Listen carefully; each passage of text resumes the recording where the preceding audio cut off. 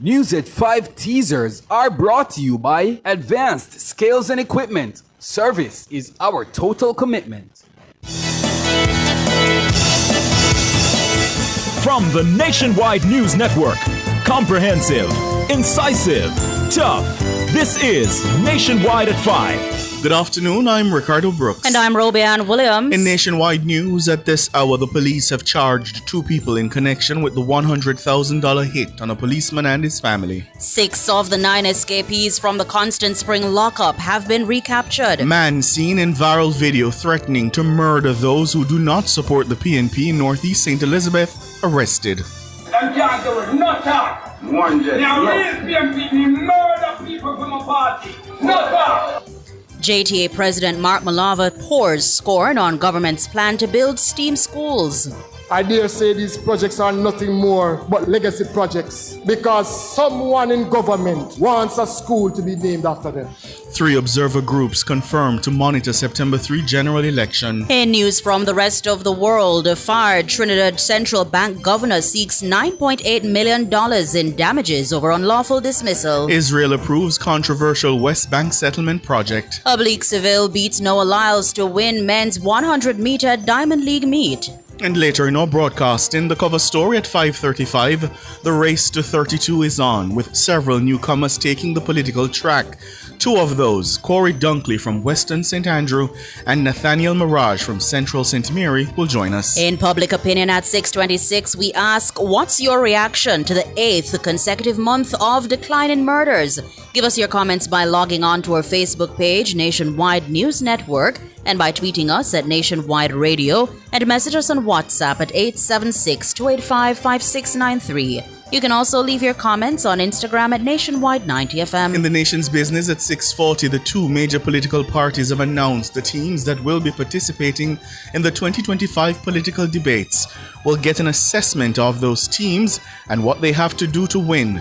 Political commentators Shalman Scott, Jermaine Barrett, and Ronaldino McLean will join us. And at 8, it's Boyatings After Dark with Kareem Boyatings Weathers. All these and more as we take you home on air on your mobile, Nationwide 90 FM, Nationwide Radio, JM.com, and on the Nationwide app. It's available on the Google Play and the App Store. This Wednesday afternoon, it's Wednesday, August 20, 2025.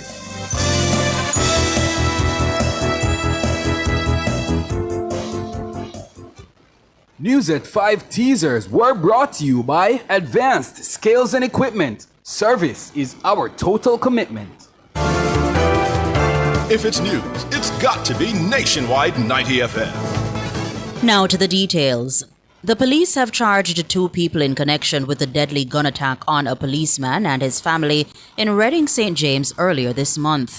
The attack left the policeman's wife dead. He and his son are still hospitalized in serious condition. The triggerman was reportedly paid $100,000 to wipe out the family. Mahiri Stewart reports. Charged are 38-year-old businesswoman Trafishad Malcolm de Montanak, otherwise called Traff of Catherine Hall in St. James, and 23-year-old plumber Kadia Nathan of Betheltown in Westmoreland. They are jointly charged with murder, wounding with intent, using a prohibited weapon to commit a felony, conspiracy to commit murder, conspiracy to commit wounding with intent, and conspiracy to use a prohibited weapon to commit a felony. Malcolm de Montanak is believed to be the mastermind behind the attack. The third accused, 24-year-old Orlando Thomas, a carpenter of Argyle Mount in Westmoreland, was fatally shot during a confrontation with the police on Wednesday, August 13. The deadly gun attack reportedly stemmed from a dispute over the sale of a motor vehicle. Sources say the policeman and his wife sold a motor vehicle to Malcolm de Montanak for approximately $2 million.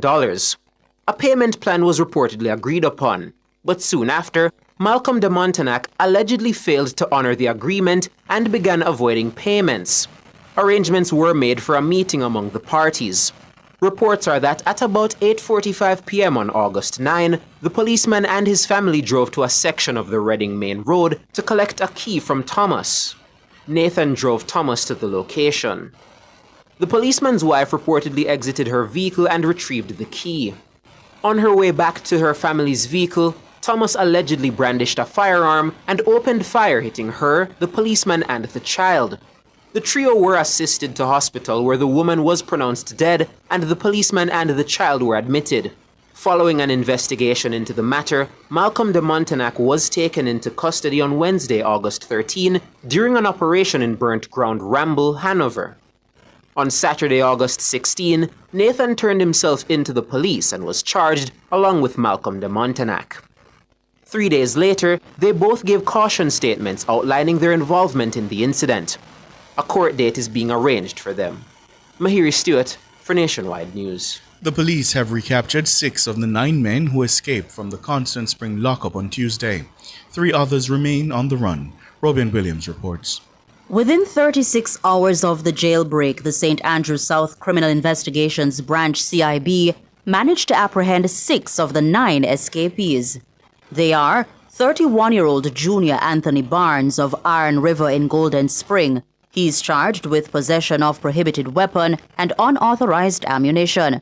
25-year-old Kamal Kelly of Mannings Hill District in Stony Hill, St. Andrew, who is charged with shooting with intent. 27-year-old Brandon Ennis of Belvedere in Red Hills, charged with possession of prohibited weapon. 19-year-old Richard Bishop of Olympic Way in Kingston. He is charged with burglary and larceny. 23-year-old Talik Chambers of Burlington Avenue in Kingston 10, charged with identity theft, and 46-year-old David Roden of Malvern Avenue, Kingston. Roden is charged with arson. Reports are that Chambers was captured in the St. Catherine North Division, Bishop in St. Andrew South Division, and Barnes, Kelly, and Ennis in Trelawney between Tuesday, August 19 and Wednesday, August 20. 46-year-old David Roden was recaptured shortly after he escaped. Police say the men have since been placed in safe custody. Still at large are 19-year-old Alonzo Espute of Cassava Peace in Kingston 8, who is charged with murder. 25-year-old Don Q. Douglas, who is charged with wounding with intent, shooting with intent, and malicious destruction of property. Also, 18-year-old Frey Messias, who is charged with rape, is still on the run. The police are appealing to members of the public to report to the police if any of these men are seen. The JCF is also reminding citizens that it's a criminal offense to harbor a fugitive. Robeanne Williams for Nationwide News. Nationwide News understands that a man seen in a viral video sending threats to those who do not support the PNP in Northeast St. Elizabeth has been taken into police custody. He was arrested on Tuesday. Zalika Jess is representing the PNP in the constituency. In the video, the man asserts that those who do not support the PNP's candidate will be harmed. Say when I went, we have a done the world in a 18. Be a diplomatic alright. Remember. I'm telling you, and you, hey, stop the chatting, don't give me no chat, Cindy. One Jess. Mother, yo. Yo, lock your mouth. Remember my MP. This Jess, no for them are 2 lights are sweet. Them can't do it, no talk. One Jess. Now, these PMP, me murder people from a party. No talk. That's the voice of a male PNP supporter in Northeast St. Elizabeth. The Planning Institute of Jamaica, PIOJ, says there's been no major impact from the ongoing tariff wars between the United States and its main trading partners. But PIOJ Director General Dr. Wayne Henry says uncertainty remains the watchword for the year. Still uncertainty abounding. We've seen a dynamic process since the start of the year and the announcement of tariffs and level of impact and rate of impact, the types of goods on which tariffs are placed, etc. So it's still early, still a lot of uncertainty, and hence the commitment to continue to monitor the space. If you were to coin a word of describing the global economy for this year, it's been uncertainty. And so there's pressure on planners, there are pressure on those who do forecasts and those who monitor these spaces, those who are engaged in risk management, enterprise engagements and risk scanning. So this is where we are, and we continue to partner with other managers of the economy to monitor these spaces and help to best, we say, future-proof the country. The Trump administration is increasingly using the threat of tariffs as a bargaining chip to secure preferential trade agreements. This has led to back-and-forth tariff escalations over the past few months between main trading partners such as Canada, India, and China. The trade wars have reduced global expectations for growth due to the levels of uncertainty. But Deputy Director General of the PIOJ, James Stewart, says the tariff standoff has not significantly impacted the local economy. Just add that so far we haven't seen any marked change in performance as a result of the tariffs. We continue to monitor, as the DG has said, but so far no major adverse impacts. James Stewart, Deputy Director General of the Planning Institute of Jamaica, he was addressing a media briefing on Tuesday. Prime Minister and GLP leader Dr. Andrew Holness says he intends to take his party's message of achievements directly to the Jamaican people in the run-up to the September 3 general election. Dr. Holness was speaking in South Manchester in the early hours of this morning. We are going to campaign on the ground. We are going to go to every nook and cranny in Jamaica and talk to the people one-on-one. We're not going to rely on anyone else to take our message, twist it, editorialize it, and change what we want to communicate with the people. I've been literally all around Jamaica. And the reason why I can do that is that I am not afraid to face the people. I have significant achievements under my belt. South Manchester is one of several constituencies the GLP leader says his party is focused on retaining for the upcoming election. Holness is urging voters to choose performance over promises. Normally, a government that is in power is sometimes afraid to face the people because they have no performance to back up their talk when they go into communities. Your government that I administer on your behalf has achieved some of the things that you thought would never be achieved in your lifetime. There are some who would wish to dismiss the value of performance. You have two choices to deal with in this election. The first choice is performance. The second is promise. The PNP has no performance. If a decision were to be made today on performance, we would say the GLP winner. Dr. Andrew Holness, Prime Minister and GLP leader. Newly installed president of the Jamaica Teachers Association, JTA, Mark Malava, is calling on the Ministry of Education to abort its plans to build 6 STEAM schools across the island. He dismissed the plan as a vanity project aimed at stoking the ego of politicians. There is no need, Minister, to build more schools in Jamaica at this time. Nonetheless, the government has borrowed $133 million to build 16 schools across the country, with ground already being broken in St. Catherine. If we are not experiencing a population explosion, it defies logic to be borrowing money to build these schools when we have a number of high schools that are underpopulated. I dare say these projects are nothing more but legacy projects because someone in government wants a school to be named after them. STEAM is an acronym for Science, Technology, Engineering, Arts, and Mathematics. In 2023, the government announced plans to construct the 6 schools in an effort to boost educational outcomes and keep pace with global advancements in technology. But Malava says the government's priority is misplaced.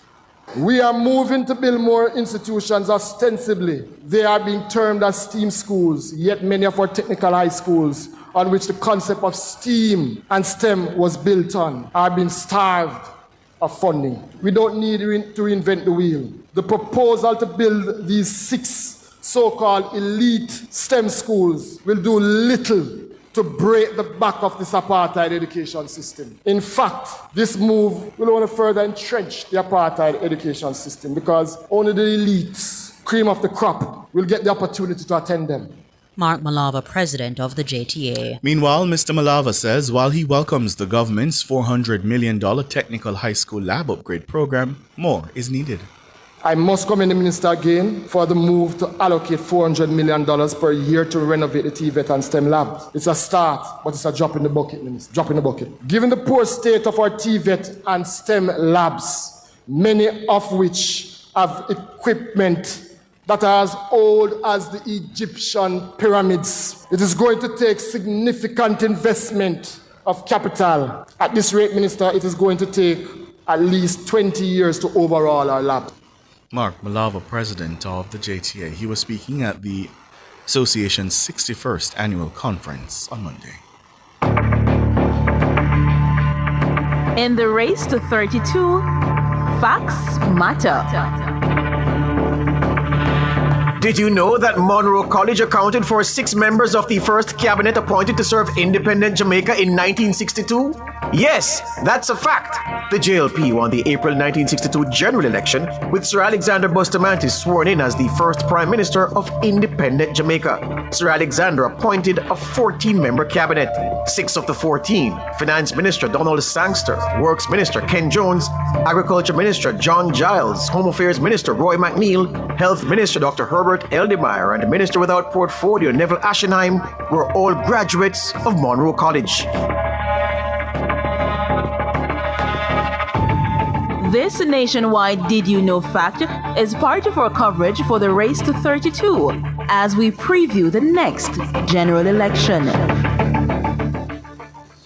You're listening to the news on Nationwide at 5. We'll have more after these.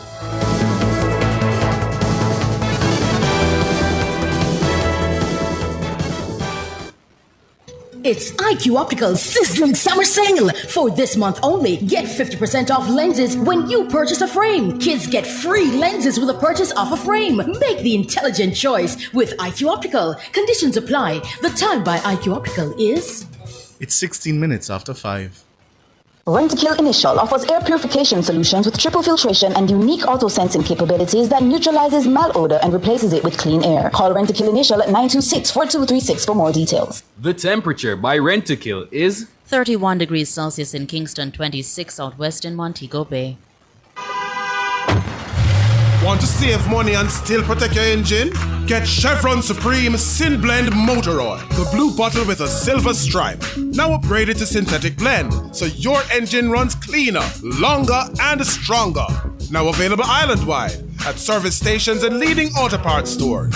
Ask for Chevron Motor Oil, your favorite blue bottle with a silver stripe. That's Chevron Sin Blend, your engine good friend. You can still go through quicker and cheaper with a T-tag under the new toll rate structure. Effective August 23, there will be some changes to the toll rates at the Portmore, Spanish Town, Vineyards, and Maypen toll plazas. But don't worry, with a T-tag, all Class 1 and Class 2 customers will enjoy discounted rates for every single passage. Plus, your 10th weekly trip through the same toll plaza is free. Visit transjamhighways.com for details. Get your T-tag today from any manually operated toll booth on Transjam Highways. Continuing the news, the government has called a meeting with the country's unions to settle ongoing wage negotiations. The meeting, which is set for Thursday morning, will be held at the office of the Prime Minister. Education Minister Dr. Dana Morris-Dixon says the administration is committed to resolving the issue. We will have the unions there, we will have civil society there, we'll have government and opposition has been invited to it. So this is serious. We are serious about getting to you the best offer possible. Wage talks between the JTA and the Finance Ministry soured last week after the association walked out of a meeting saying they were insulted. This after the ministry presented a 4-year offer of 0% in year 1 and 2.5% in the following 3 years. On Monday, JTA President Mark Malava blasted the Finance Minister, describing the offer as disrespectful. Dr. Morris-Dixon sought to assure the teachers that she's advocating for them. I also want to note, it will not just be about salaries. There also, and the President has spoken to me about anomalies from the last negotiation, and that those anomalies also have to be addressed. So it's not just, the go-forward position, but it's also addressing some anomalies that you have found. And it's not just you, it's also you and other public sector workers that have seen that. And as I said, sometimes you have to stay in your lane a little bit, but I am behind the scenes pushing for you. Dr. Dana Morris-Dixon, Education Minister. 3 international and local observer groups have confirmed their participation in monitoring the September 3 general election. That's according to a statement from the Electoral Office of Jamaica on Wednesday. The missions are from the Caribbean Community CARICOM, the Organization of American States, OAS, and Citizens Action for Free and Fair Elections, CAFE. The OAS mission will be led by former Prime Minister of St. Lucia, Dr. Kenny Anthony. In the meantime, the EOJ has commenced printing ballot papers following the close of nominations on Monday, August 18. A total of 63 candidates each were nominated by the JLP and the PNP. Or rather, 63 candidates were nominated to contest the election on behalf of both the... A total of 63 candidates were nominated by both the JLP and the PNP. The Jamaica Progressive Party, the JPP, nominated 43 candidates, while the United Independence Congress put forward 7. 8 independents were also nominated. The EOJ reported that 6 candidates have been nominated for by-elections in Chancery Hall, Olympic Gardens, and Denham Town. It says preparations are advancing with the printing of voters' lists, the deployment of election day workers, and the distribution of supplies. This is a nationwide election nugget. The constituency of Southwest St. Andrew has returned the highest percentage of votes for the PNP in the last 5 general elections. The PNP's candidate has scored over 90% of the vote in every election, going back to 2002. Incumbent MP, the PNP's Dr. Angela Brown-Burke, secured 91.79% of the vote in the 2020 general election. It's the highest percentage vote shared of any candidate during that period. Dr. Brown-Burke secured 7,036 votes to her opponent, Maureen Lawrence, 629. Voter turnout was 29.83%. Her predecessor, former Prime Minister Portia Simpson Miller, similarly secured 94.94% of the 11,558 votes cast in the 2011 polls. It was again the highest percentage vote share in the island. That was a nationwide election nugget. World in a Minute is brought to you by ABC Electrical Sales. We make things as easy as ABC. Hose assembly and supply, equipping Jamaica for success. And Charles O'Connor Consulting Network, COCN, driven by international accounting standards, modern technology, and integrity. The World in a Minute. Former Trinidad and Tobago Central Bank Governor Dr. Alvin Hilaire is seeking $9.8 million in damages over what he calls an orchestrated plot to remove him from office. Hilaire was dismissed in June this year and replaced by former Finance Minister Larry Hawaii. Attorneys representing Hilaire dispatched a pre-action protocol letter citing breach of constitutional rights, emotional distress, and loss of earnings for the unexpired term of his appointment. The attorneys have been instructed to pursue a claim for judicial review of the advice of the cabinet to revoke Hilaire's appointment as governor. Hilaire says legal proceedings will now be brought before the High Court. Israel has given final approval for a controversial settlement project that would effectively cut off the occupied West Bank from East Jerusalem and divide the territory in two. Construction in the E1 area has been frozen for 2 decades amid fierce international opposition. Critics warn it would put an end to hopes for a viable Palestinian state. On Wednesday, a Defense Ministry committee approved plans for 3,400 homes in E1. The Palestinian Authority condemned the move, saying it was illegal and would destroy the prospects of a two-state solution. World in a Minute was brought to you by ABC Electrical Sales. We make things as easy as ABC. Hose assembly and supply, equipping Jamaica for success. And Charles O'Connor Consulting Network, COCN, driven by international accounting standards, modern technology, and integrity. Recapping the top stories making nationwide news at this hour, the police have charged 2 people in connection with the $100,000 hit on a policeman and his family. 6 of the 9 escapees from the Constant Spring lockup have been recaptured. Man seen in viral video threatening to murder those who do not support the PNP Northeast St. Elizabeth has been arrested. Them can't do it. No talk. Now, real PNP, we murder people from a party. No talk. I'm Ricardo Brooks. And I'm Robianne Williams. Listeners, you can find the news on our website at nationwideradiojm.com and on the Nationwide app. It's available on the Google Play and the App Store. News next. The headlines at 6.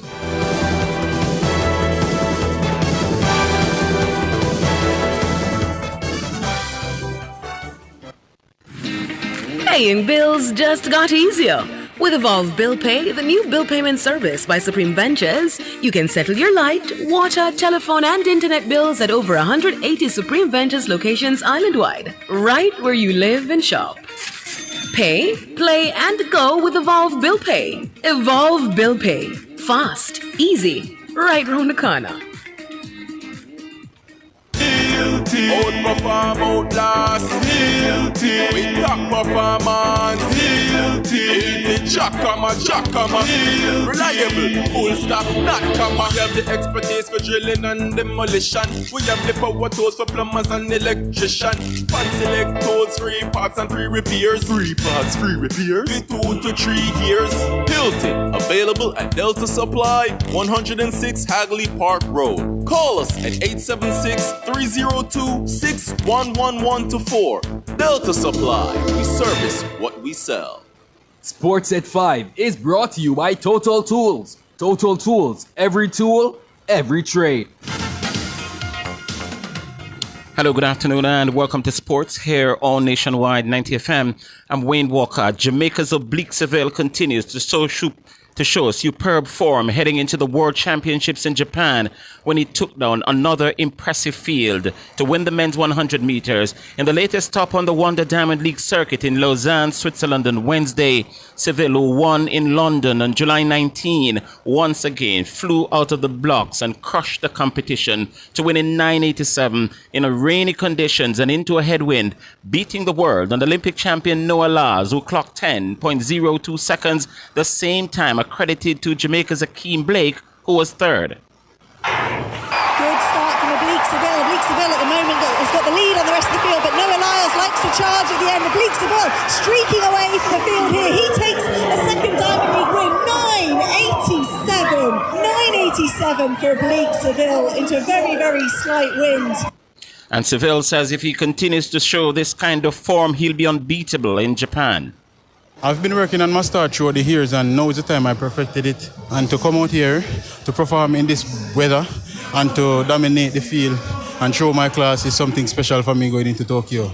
Because I was locked in, I didn't notice because I reacted to the gun. So for me, it's to keep my focus at all time and do not pay attention to what's going on in the crowd or whatsoever. Listen, to be honest, the start is excellent. And if I have a little bit of finish with my start, it's going to be hard for them to beat me. That's Oblique Seville. He'll bypass the rest of the Diamond League season, head back to Germany, where he's based, training at the Adidas campus, and then flying to Tokyo for the championship. And meanwhile, national record holder Kieran Nugent was fourth in the 100 meters hurdles in 12.57 seconds. The national champion Megan Tapper was seventh in 13.06. 2019 world champion Tajay Gay was third in the men's long jump. He did 17 meters. He did 7 meters 71. Fourth was Kerry McLeod, 7 meters 61, and fifth Wayne Pinnock, 7 meters 67. The Olympic bronze medalist Rajendra Campbell was eighth in the men's shot put with 21 meters on the nose. Joe Kovac of the USA won with 22 meters 04. Jamaica now has 4 medals at the Junior Pan American Games after Shana K. Anderson picked up the bronze in the women's 400 meters in the Paraguayan capital Asuncion just under 10 minutes ago. Anderson clocked 53.41 seconds as Diana Proctor of Canada won gold in 51.97. In the men's final, Joshua Dennis bagged the gold in 45.56. The country's other 2 medals so far have come from a silver and a bronze in the swimming. So we're updating the medal standings at the moment. The men's final ran off just a short time ago, and Joshua Dennis won in 45.56. Meanwhile, Keisha Rowe finished fourth in the women's 1500 meters final. She did 4 minutes 29.03. Daphne Juarez of Mexico won in 4 minutes 23.58. Jamaica's athletes Alia Baker and Marissa Palmer both advanced to the final of the women's 200 meters. Baker advanced after finishing fourth in semi-final 1 in 24.23. Palmer was also fourth in semi-final, and at semi-final 2 in 23.82. In the men's semi-finals, Sanjay Seymour advanced after finishing fourth in 21.13 seconds. O'Dane Crooks also qualified for the final, finishing fourth in his semi-final in 21.18. Jamaica is competing in 12 of the 42 sporting disciplines at the championships. The other sports are archery, diving, diving, golf, badminton, cycling, track, fencing, rugby, sailing, tennis, and wrestling.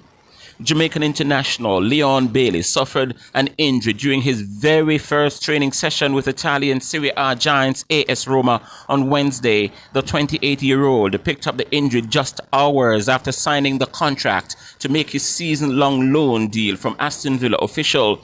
Bailey is expected to undergo tests tomorrow and could miss up to 3 weeks of action. Bailey was coming to the end of the training session when he stopped and clutched at his leg. The extent of the injury remains unclear, but is expected to miss Roma's Serie A season opener against Bologna and potentially remain sidelined until after the international break in early September. And finally, in sports at this time, host Trinidad and Tobago dominated the opening day of the third round. West Indies Rising Stars under 17 encounter against Jamaica at the National Cricket Centre in Port of Spain on Wednesday. The Trinis closed the day on 163 for 6 after bowling out Jamaica for 142 just after lunch. Captain Salim Khan has so far top scored for Trinidad with 68 against 2-wicket performances from DeMarcus Scott and Ramnaresh Singh. Giovanni Richardson and Adrian Silveira saved the Jamaica's blushes with an 8th-wicket stand of 72 after the team fell to 57 for 7 at one stage. Richardson top scored with an even 50 against impressive bowling from left-arm spinner Raid Ali Khan, who bagged a 7 for 37. That's sports. We're going to be back with more at 6:05.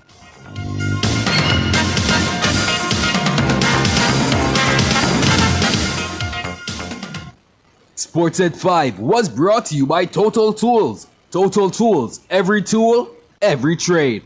Cubby's Baby Wipes is ideal for your baby's delicate skin, infused with vitamin E and aloe vera, and available for home or on the go. The time by Cubby's Baby Wipes is 5:32. From Kingston to the world, from Montego Bay to new adventures, and from Ocherias to endless possibilities. Wherever you're headed, we will proudly take you there. Jamaica's Airport, your global gateway. The temperature brought to you by the Airports Authority of Jamaica is 31 degrees Celsius here in the nation's capital, Kingston. It's 26 in the western city, Montego Bay. The following is a paid announcement by the Jamaica Labour Party. So we say vote for Labour. Vote for Labour. To Jamaica. We say vote for Labour. The proceeding was a paid announcement by the Jamaica Labour Party. More savings, more choices. Get active with Active Home Center. The one-stop shop for everything for your home. We have more savings, more choices, unbelievable prices. Wide selection with the latest style. The kitchen, bathroom, right down to the tile. Buy the hottest items on spot, don't miss out. Best options under one roof, no doubt. More savings, more choices. Visit us in store or online at www.activehomecenter.com. We have more savings, more choices. If a hurricane mash up your house tomorrow, would your insurance fully cover it? Many Jamaicans are underinsured and don't even know it. One hurricane and they could be paying millions out of pocket. BCIC's free property valuation tool is here to help everyone update their home's rebuilding cost. Plus, when you update your sum insured with BCIC, you'll get $5 million in free contents insurance and up to 12 months to pay. Visit bciconline.com. Stay ahead in your career with UWI-STAR, the short-term advancement resource center. Our programs are designed to support your professional growth. Join our community of professionals and take the next step in your career. Visit our website, www.mona.uwi.edu/short-courses to learn more about the continuing professional education programs of UWI-STAR. You can still go through quicker and cheaper with a T-tag under the new toll rate structure. Effective August 23, there will be some changes to the toll rates at the Portmore, Spanish Town, Vineyards, and Maypen toll plazas. But don't worry, with a T-tag, all Class 1 and Class 2 customers will enjoy discounted rates for every single passage. Plus, your 10th weekly trip through the same toll plaza is free. Visit transjamhighways.com for details. Get your T-tag today from any manually operated toll booth on Transjam Highways. Registered voters, do you know where to vote on election day? To find out, you may call our toll-free number at 888-991-VOTE. That's 888-991-8683. Or visit our website at ecj.com.jm. Select Query Voters List and enter the required information. Free and fair elections. It's up to you. That was an important announcement from the Electoral Commission of Jamaica. Want to save money and still protect your engine? Get Chevron Supreme Sin Blend Motor Oil, the blue bottle with a silver stripe. Now upgraded to synthetic blend, so your engine runs cleaner, longer, and stronger. Now available island-wide at service stations and leading auto parts stores. Ask for Chevron Motor Oil, your favorite blue bottle with a silver stripe. That's Chevron Sin Blend, your engine good friend. The following is a paid announcement by the Jamaica Labour Party.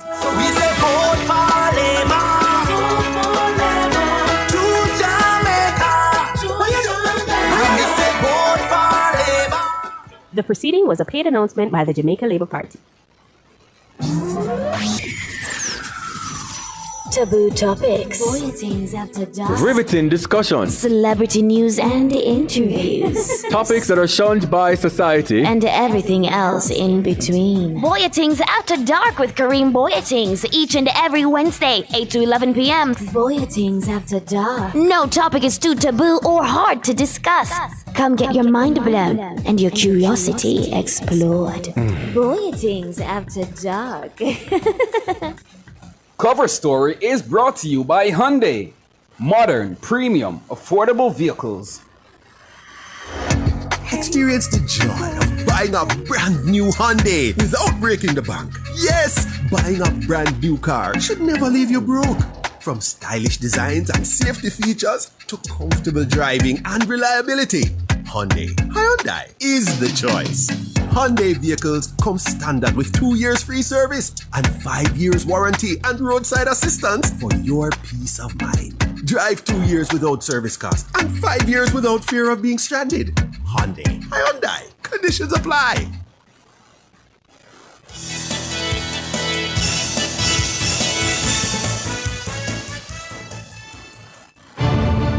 This is the Race to 32, the battle for Jamaica House and the issues that matter.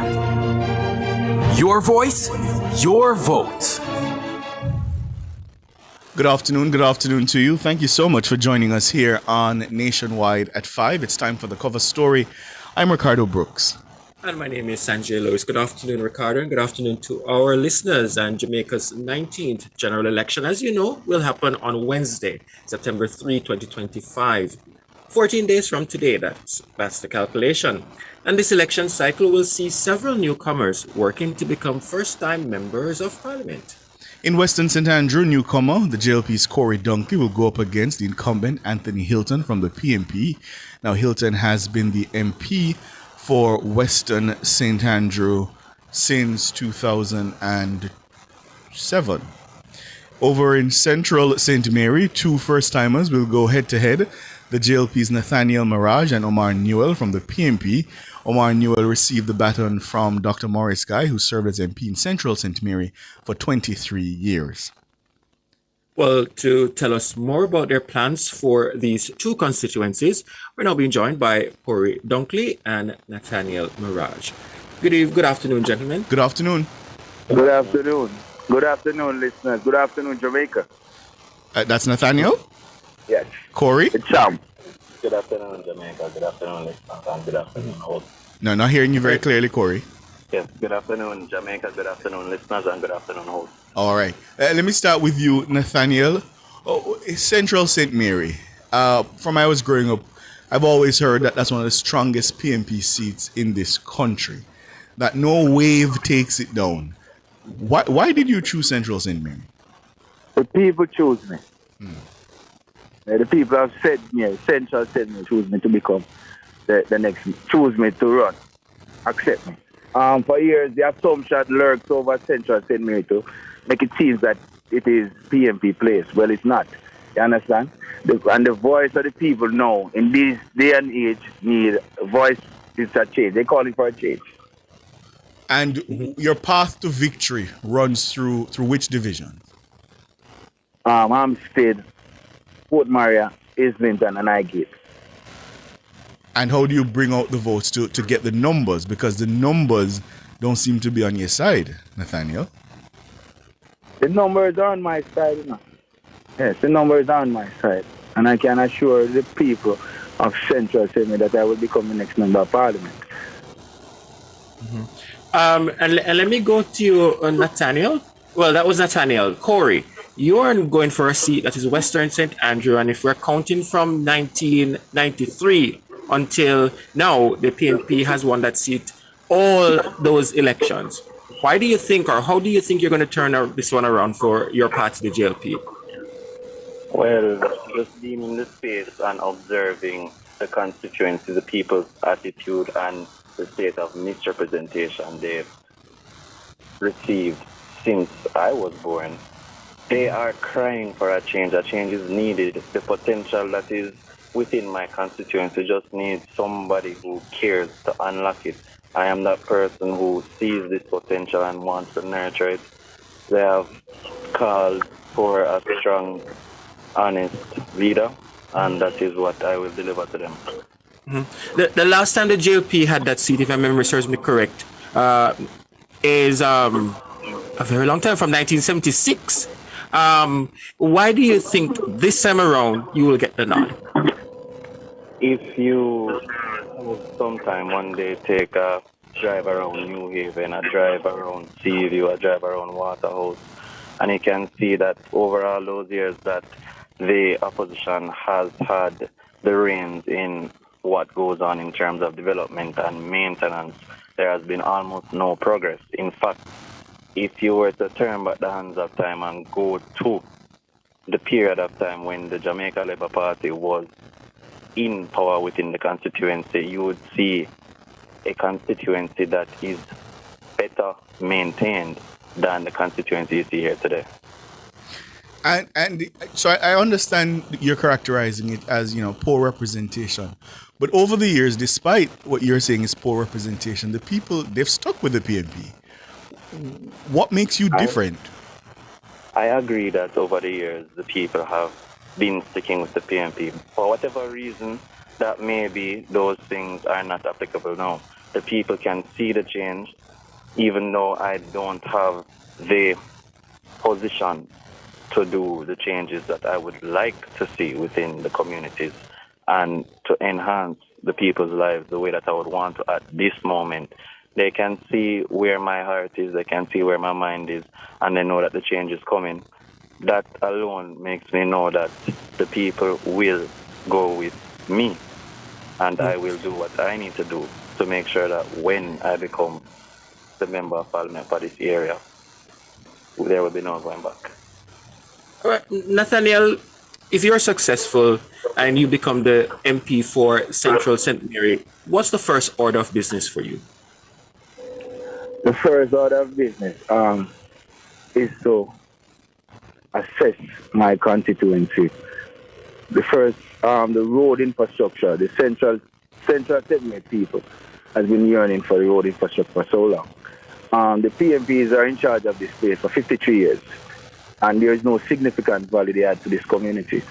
If you should take away all the work that the Jamaica Labour Party, from Wycliffe Martin to now, the PMP had nothing to show. The youth development, the parks in St. Mary, they are using them to raise animals under the hands of the PMP. The bus parks, the clock in Highgate, the market in Highgate, there is nothing to show.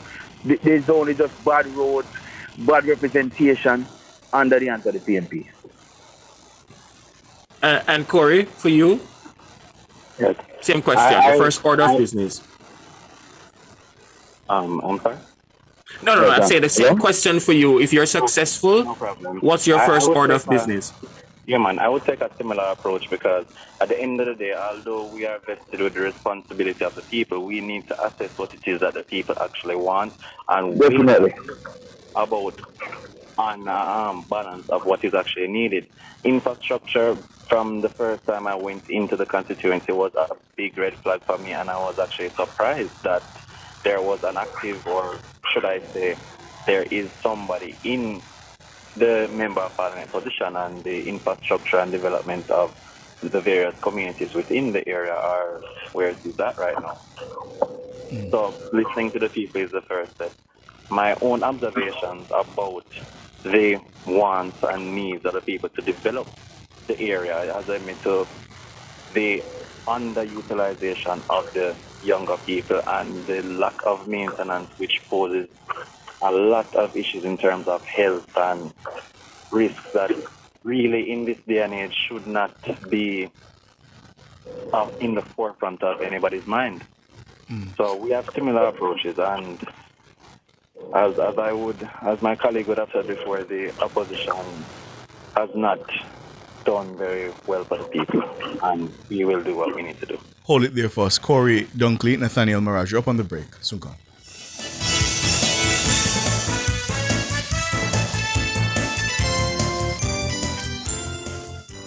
Clear your barrels and personal shipments with ease and convenience. Request a customs contactless clearance today through CCP at jca.gov.jm.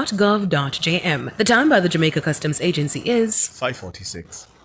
Bird Shack Fried Chicken Summer Vibes Promotion. Spend $1,000 or more at any store this August and win weekly prizes of JBL speakers or earbuds, plus a grand prize of a 50-inch smart TV. Bird Shack Fried Chicken.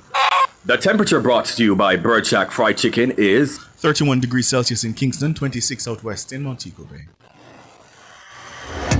Experience the joy of buying a brand new Hyundai without breaking the bank. Yes, buying a brand new car should never leave you broke. From stylish designs and safety features to comfortable driving and reliability, Hyundai is the choice. Hyundai vehicles come standard with 2 years free service and 5 years warranty and roadside assistance for your peace of mind. Drive 2 years without service cost and 5 years without fear of being stranded. Hyundai. Conditions apply. Want to reduce your high electricity bills? Then Peak Energy has the solution for you. From grid tie to hybrid solar inverters with full lithium-ion battery pack. Installation and maintenance packages available. Visit us at Shop 1, 3 Mosquito Valley Road, Red Hill, St. Andrew. Call 876-279-8820 or 944-0668. Or email us at peakenergysolutionsja@gmail.com. Peak Energy for everything solar. Is your money idling when it could be thriving? With CIBC Caribbean's fixed deposit offering, you can take charge of your cash. With 50,000 Jamaican to start, choose terms from 30 days to 2 years. Lock in your funds and enjoy premium rates guaranteed to grow your wealth. Whether you're eyeing short or long-term gains, our fixed deposit account puts you firmly in control of your money. Now is the time to open a CIBC fixed deposit account and start earning more today. CIBC, ambitions made real. Thank you so much for staying with us here on Nationwide at 5. We are assessing the race to 32 with two political newcomers who are taking on massive tasks. Nathaniel Mirage is seeking to dismiss the PNP's Omar Newell in Central St. Mary, while Corey Dunkley is seeking to take down the incumbent Member of Parliament for Western St. Andrew, Anthony Hilton. Corey, if you don't mind me asking, how old are you? 31. 31. And explain, because they always say younger people, let me not say young people, but younger people are apathetic to politics. Why did you choose political representation? Well, to be honest, since growing up, I've been a very charitable individual. I've been helping people in small ways, raising funds for various charities and trying to help people as soon as I see a need for that. So where politics falls into this, it has become it's an easy transition for me because I've been doing that already, but smaller scale. On this larger scale now, I'll be in a position to reach everybody within the constituency of St. Andrew Western. And what do you do? Something I need to do. And what do you do for your day job? I am an attorney, sir. You're an attorney, okay. And Nathaniel, how about you? How old are you? I am 38. All right, so again, not much older than Corey. And you, why politics? Politics chose me because the life that I have lived as a young man is within my community. All my life growing up, I've been giving back, keeping trees, donating to the hospitals. So the life that I have lived propelled me to become the candidate today. I was a member of the Jamaica Constabulary Force for 18, 19 years, and I left February to enter representation politics because of the constant cry of the people. They solicit me to come forth to represent them. Corey, some critics argue that Western St. Andrew has been a strong PNP area since Portia Simpson Miller's victory in 1976, and the JLP has never managed to win it since. How do you respond to those who say your candidacy is simply symbolic and that you're just a placeholder for your political party? Well, in regard to that, I can say the seat has historically been for the opposition, but I am no placeholder. I am the right man to change the regular goals about of this community.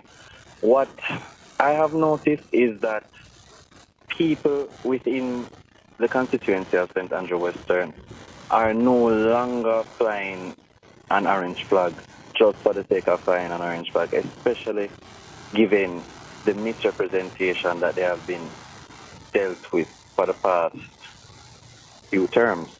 So, as a placeholder, I would say no. I was put in the position by the people because the people wanted good representation, wanted a change. And that sentiment echoes within all parts of this constituency. And Corey, let's say you are not successful at the next, at the upcoming general election. Will you be staying in that constituency? Should your party and the people ask you to stay on as a caretaker? This is a question that I have been asked multiple times, and the answer is a resounding yes. I must say, I did not come into this constituency to leave if things didn't go my way. I expect it to go my way. However, I have made real connections with the people. Real help has gotten to the people, and I have listened to real concerns which have been previously ignored. In the off chance that it is that I am not successful this time around, I must be successful the next. And even if that wasn't the case, I have a real connection with the people. I am not going anywhere, and I will do what I can for the people from whatever angle I can. And of course, you have youth on your side, right, Corey? So you can stick it out a little while. Just to correct, I don't think I'll need to stick it out, but you're right, I can. All right. And just to correct something, Sanjay, I think you said Portia Simpson Miller. Of course, Portia Simpson Miller would have won in Southwest St. Andrew. Yeah. Right. So, Nathaniel, there is the party, the Jamaica Labour Party, at the national level is pushing a message of achievements that, you know, it has performed in government and the achievements are resonating. When you walk through central St. Mary, what are you hearing from the people on the ground as it relates to the national message of the JLP? The people of Central St. Mary believe in the Prime Minister.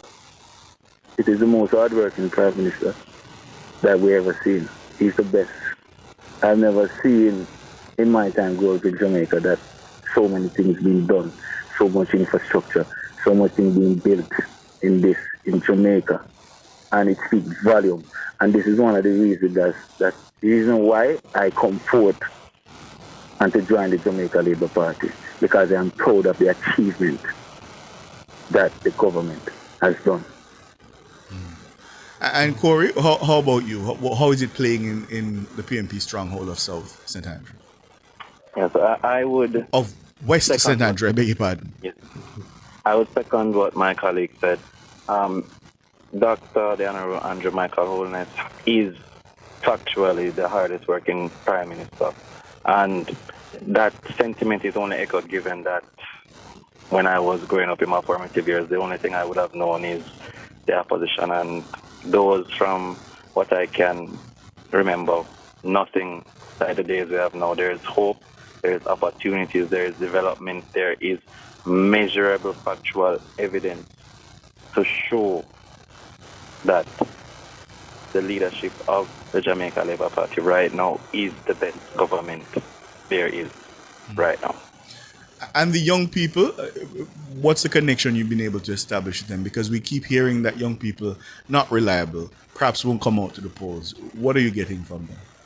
Well, me being a young person, I can say that the connection that I have with them is very great. I understand the association with unreliability, but the young people nowadays are a lot different than the young people of old, and they are willing and ready to make a change and hold the better stance. They are analytical, they are smart, they are thirsty for opportunity, willing to work, and on the day they will do what they think is best, which is to secure the win for the Jamaica Labour Party.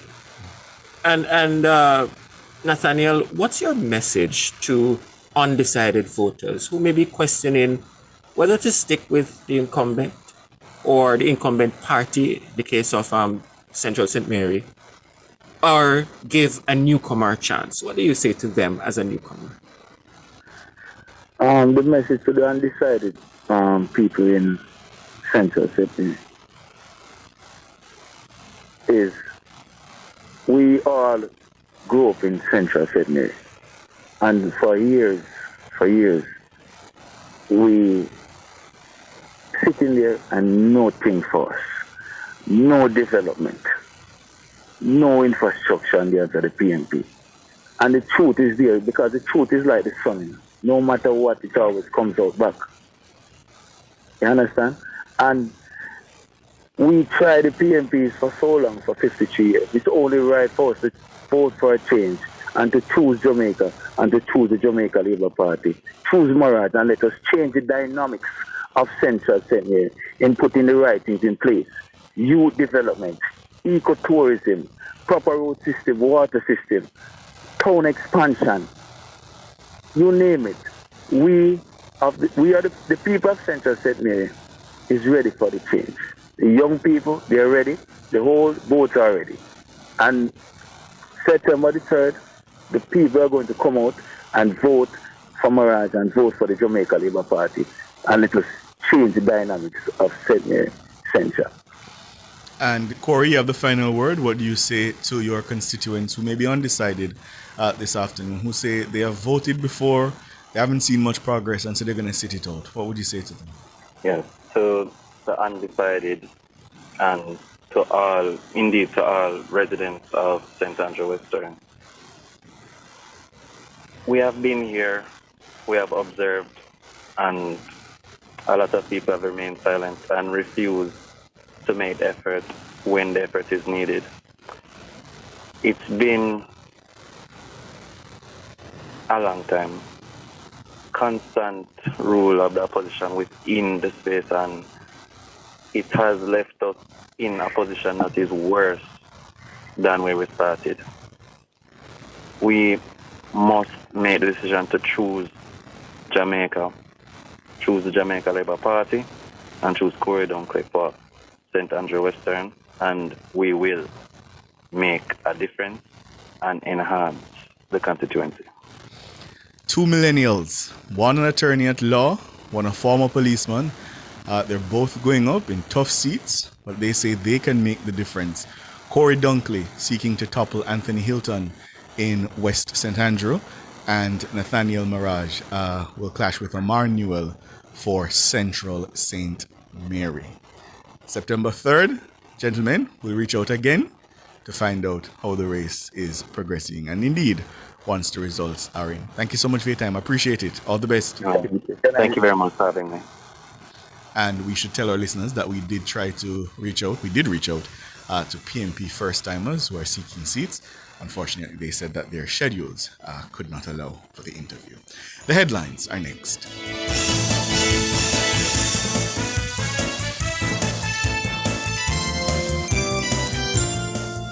Cover Story was brought to you by Hyundai.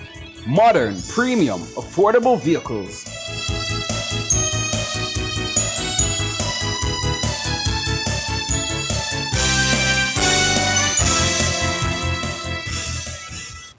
The time brought to you by Guardian Life. Live secure, live easy is 6 o'clock.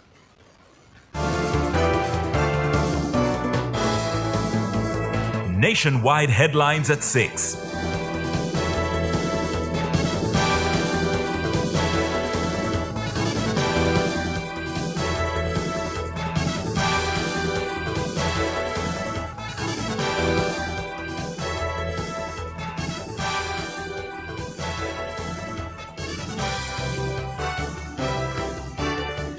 Good evening with the headlines at 6. I'm Shalois Michael. The Planning Institute of Jamaica, PIOJ, says there's been no major impact from the ongoing tariff wars between the United States and its main trading partners. But PIOJ Director General Dr. Wayne Henry says uncertainty remains the watchword for the year. Still uncertainty abounding. We've seen a dynamic process since the start of the year and the announcement of tariffs and level of impact and rate of impact, the types of goods being on which tariffs are placed, etc. So it's still early, still a lot of uncertainty, and hence the commitment to continue to monitor the space. If you were to coin a word of describing the global economy for this year, it's been uncertainty. And so there's pressure on planners, there are pressure on those who do forecasts and those who monitor these spaces, those who are engaged in risk management, enterprise engagements and risk scanning. So this is where we are, and we continue to partner with other managers of the economy to monitor these spaces and help to best, we say, future-proof the country. Dr. Wayne Henry, Director General of the PIOJ. The Trump administration is increasingly using the threat of tariffs as a bargaining chip to secure preferential trade agreements. This has led to back-and-forth tariff escalations over the past few months between main trading partners such as Canada, India, and China. But Deputy Director General of the PIOJ, James Stewart, says the tariff standoff has not significantly impacted the local economy. Just add that so far we haven't seen any marked change in performance as a result of the tariffs. We continue to monitor, as the DG has said, but so far no major adverse impacts. James Stewart, Deputy Director General of the PIOJ. Prime Minister Dr. Andrew Holness says he intends to take his party's message of achievements directly to the Jamaican people in the run-up of the September 3 general election. Dr. Holness was speaking in South Manchester in the early hours of Wednesday morning. We are going to campaign on the ground. We are going to go to every nook and cranny in Jamaica and talk to the people one-on-one. We're not going to rely on anyone else to take our message, twist it, editorialize it, and change what we want to communicate with the people. I've been literally all around Jamaica. And the reason why I can do that is that I am not afraid to face the people. I have significant achievements under my belt. South Manchester is one of several constituencies the JLP leader says his party is focused on for the upcoming election. Holness is urging voters to choose performance over promises. Normally, a government that is in power is sometimes afraid to face the people because they have no performance to back up their talk when they go into communities. Your government that I administer on your behalf has achieved some of the things that you thought would never be achieved in your lifetime. There are some who would wish to dismiss the value of performance. You have two choices to deal with in this election. The first choice is performance. The second is promise. The PNP has no performance. If a decision were to be made today on performance, we would say the JLP win already. Dr. Andrew Holness, Prime Minister and the JLP leader. Newly installed President of the Jamaica Teachers Association, JTA Mark Malava, is calling on the Ministry of Education to abort its plans to build 6 STEAM schools across the island. He dismissed the plan as a vanity project aimed at stoking the ego of politicians. There is no need, Minister, to build more schools in Jamaica at this time. Nonetheless, the government has borrowed $133 million to build 16 schools across the country, with ground already being broken in St. Catherine. If we are not experiencing a population explosion, it defies logic to be borrowing money to build these schools when we have a number of high schools that are underpopulated. I dare say these projects are nothing more but legacy projects because someone in government wants a school to be named after them. STEAM is an acronym for Science, Technology, Engineering, Arts, and Mathematics. In 2023, the government announced the plans to construct the 6 schools in an effort to boost educational outcomes and keep pace with the global advancements in technology. But Malava says the government's priority is misplaced. We are moving to build more institutions ostensibly. They are being termed as STEAM schools, yet many of our technical high schools on which the concept of STEAM and STEM was built on are being starved of funding. We don't need to reinvent the wheel. The proposal to build these 6 so-called elite STEM schools will do little to break the back of this apartheid education system. In fact, this move will only further entrench the apartheid education system because only the elites, cream of the crop, will get the opportunity to attend them. Mark Malava, president of the JTA. The government has called a meeting with the country's unions to settle ongoing wage negotiations. The meeting, which is set for Thursday morning, will be held at the office of the Prime Minister. Education Minister Dr. Dana Morris-Dixon says the administration is committed to resolving the issue. We will have the unions there, we will have civil society there, we'll have government and opposition has been invited to it. So this is serious. We are serious about getting to you the best offer possible.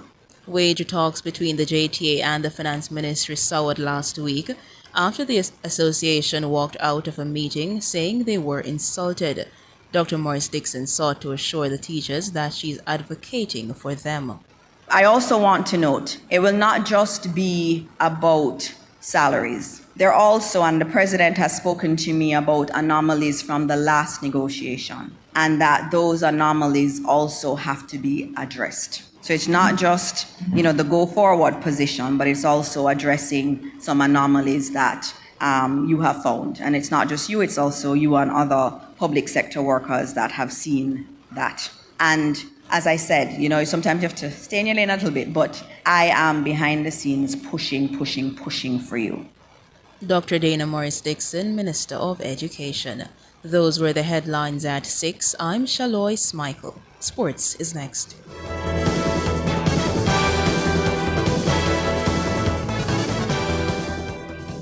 GPS! Keep it cool. Summertime hot, but we have all the tools. Keep it cool. No ways to see it, you just have to choose. Stay out of the fridge, just use a igloo. Remember your Kisco ice handy too. If an AC combo, yeah, I hit that. AC for a bit, then a fan after that. Keep it cool. This summer JPS have all the tools. Keep you cool with JPS. Download the JPS app today. Are you ready to pursue undergraduate studies but you are unsure of what to study and where? Choose the internationally accredited University of the Commonwealth Caribbean UCC. We offer on-campus and online undergraduate programs in marketing, business administration, information technology, HR management, finance management, and more. Apply now at ucc.edu.jm or call 906-3000 or visit any of our campuses island-wide. UCC, fostering leadership and innovation. Following is brought to you by the Office of the Prime Minister. I appeal to the young man and the young woman on the corner who is wanting a job but don't know where a job is, or may have gone for a job interview and was not successful, and then leaves with the opinion that there is no space for me in this growing economy. I need you. Your country needs you. Your economy needs you. The Caymanas Special Economic Zone needs you. You are a critical element in the growth of this country. And this administration, through the Heart Trust NSTA, we will find you, we will support you, we will assist you in getting trained and getting employed so that you can claim your share in the prosperity that Jamaica is experiencing. The proceeding was brought to you by the Office of the Prime Minister. Home is closer than you think when you save towards your dream home with the Home Owner's Savings Plan, or HOSP, from CIBC Caribbean. With HOSP, you unlock preferential interest rates to earn more interest on your savings and pay less with a discounted mortgage rate. You can even borrow up to an additional US $5,000 or its equivalent to help you with your closing costs. Get home faster when you save the HOSP way with CIBC.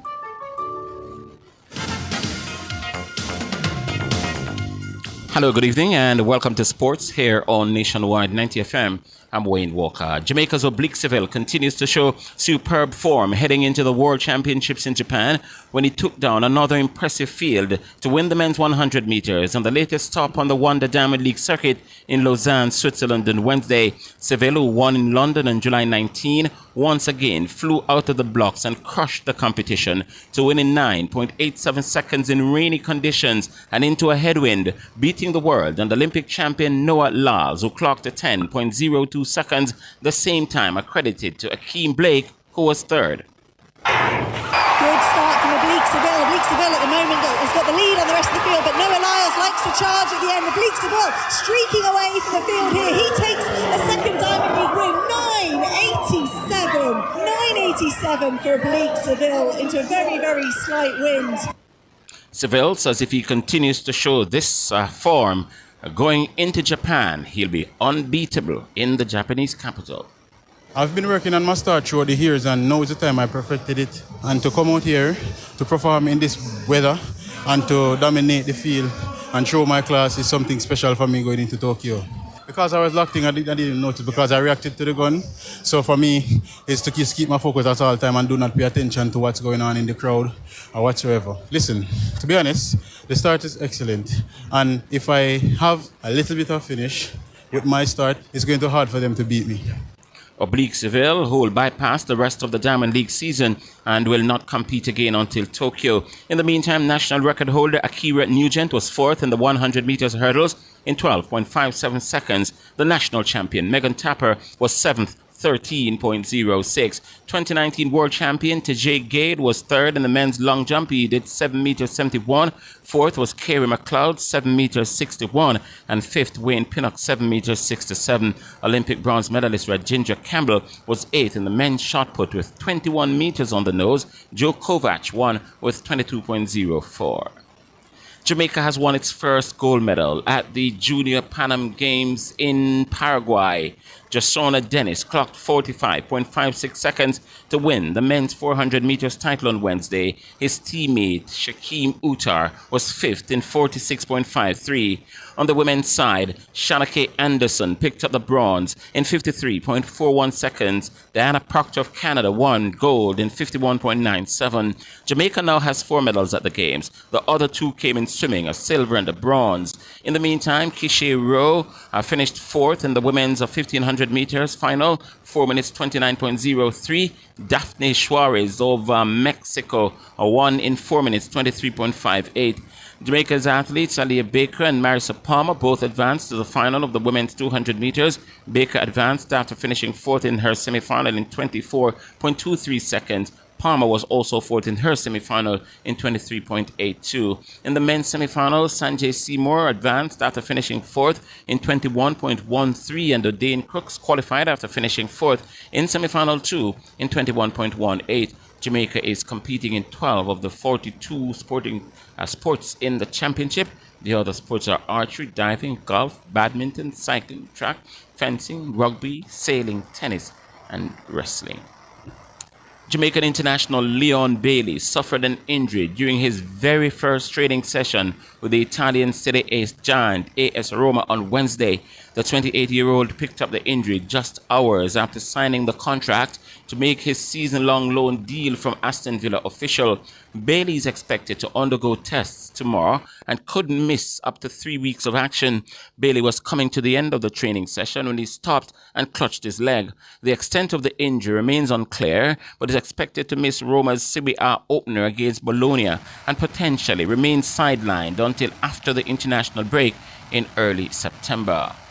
Host Trinidad and Tobago dominated the opening day of their third-round West Indies Rising Stars Under-17 encounter against Jamaica at the National Cricket Centre in Couva on Wednesday. The Trinis closed the day on 163 for 6 after bowling out Jamaica for 142 just after lunch. Captain Salim Khan has so far top scored for Trinidad with 68 against 2 wickets each from DeMarcus Scott and Ramnaraj Singh.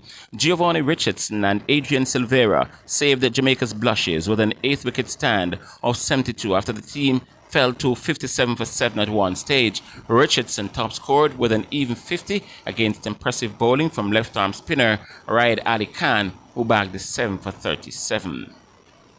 Theodore Whitmore, head coach of Mount Pleasant Football Academy, has stated that every game in the ongoing CONCACAF Caribbean Club Championships will be treated like a final. Whitmore was speaking in the aftermath of Mount Pleasant's 1-0 win over former champions FB Robin Hood of Suriname at the National Stadium on Tuesday evening. Captain Sule McCullough bagged the winner on 35 minutes for the St. Anne-based club, who played with 10 players for 80 minutes. New signing Warner Brown was sent off for dangerous play 10 minutes into the game. Whitmore was particularly impressed with his defenders. Well, again, every game we want to treat it as a final. So every game from now on is a final. We want to play from the back, and we think we have good ball handlers. Whitmore also stressed that the team will shift their focus to Montego Bay United, who they'll face on match day 1 of the Jamaica Premier League set to kick off on Sunday. Again, we push ourselves off and look together for the game on Sunday against Montego Bay United, and then we'll chop it. So again, we have been there. We just have to go out there again. I think we have set a base over the past couple of weeks. And we have put in some work. We have depth, in our squad. So again, we just have to look on tonight's performance and start preparing for the game on Sunday. That's Theo Whitmore. Newly promoted Spanish Town Police FC are having a myriad of issues leading up to their debut season in the Jamaica Premier League. Their latest problem comes on the heels of receiving news that their home ground, Spanish Town Prison Oval, is not suitable to host games in the Jamaica Premier League, and they'll have to make do with the use of Royal Lakes, home of fellow Premier League campaigners Dunby Holden. Howard Dyer is technical director of the club. The move, he says, will affect the players' ability to play their natural style of football. When players have their own game, they have a lot of scrum. And when the fact that if we will play at down the world lane, we will get at least 60% of our crowd. So it must affect us, And again, they might not used to the feel as such. So we have a problem there. But as you know, Premier League, have to play, have to do our best. So we're just looking every pound and going forward. Veteran coach Bradley Stewart, who guided the team, well, he didn't guide the team actually, he came in after the team qualified for the Premier League, is barred from coaching at this level as he's without the required qualification. Dyer confirmed that the club has found a suitable replacement for him. Definitely, we just have to push forward and get to an A coach, to be the head coach for us. And Alex Thomas, yes, we spoke with him, and he's with us now as our head coach. Howard Dyer, the technical director of the newly promoted football team to Jamaica's top flight. Finally, in sports at this time, Jamaica rallied from an early deficit to stun Ireland 10-7 in a playing round, upset to advance to the quarterfinals at the 2025 World Lacrosse Men's Under-20 Championship on Jeju Island in South Korea. Jamaica finished 9th in its first ever appearance in the event in 2022, and with the win, secured a record top 8th place. Ireland has finished 7th at the last 2 editions of the championship and was seeded 7th to Jamaica's 10th, marking one of the most seismic results of the tournament. Head coach Mark Wilson says he was proud of the players and their never-say-die attitude.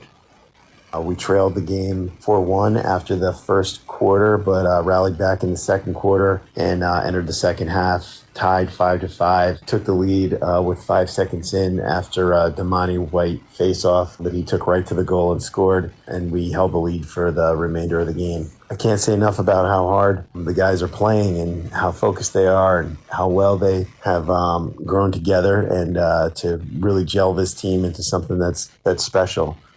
That's head coach Mark Wilson. before I go, let me just say hi to Marigold in the YouTube land. Acknowledge your good evening. Thank you so much. All right, that's sports.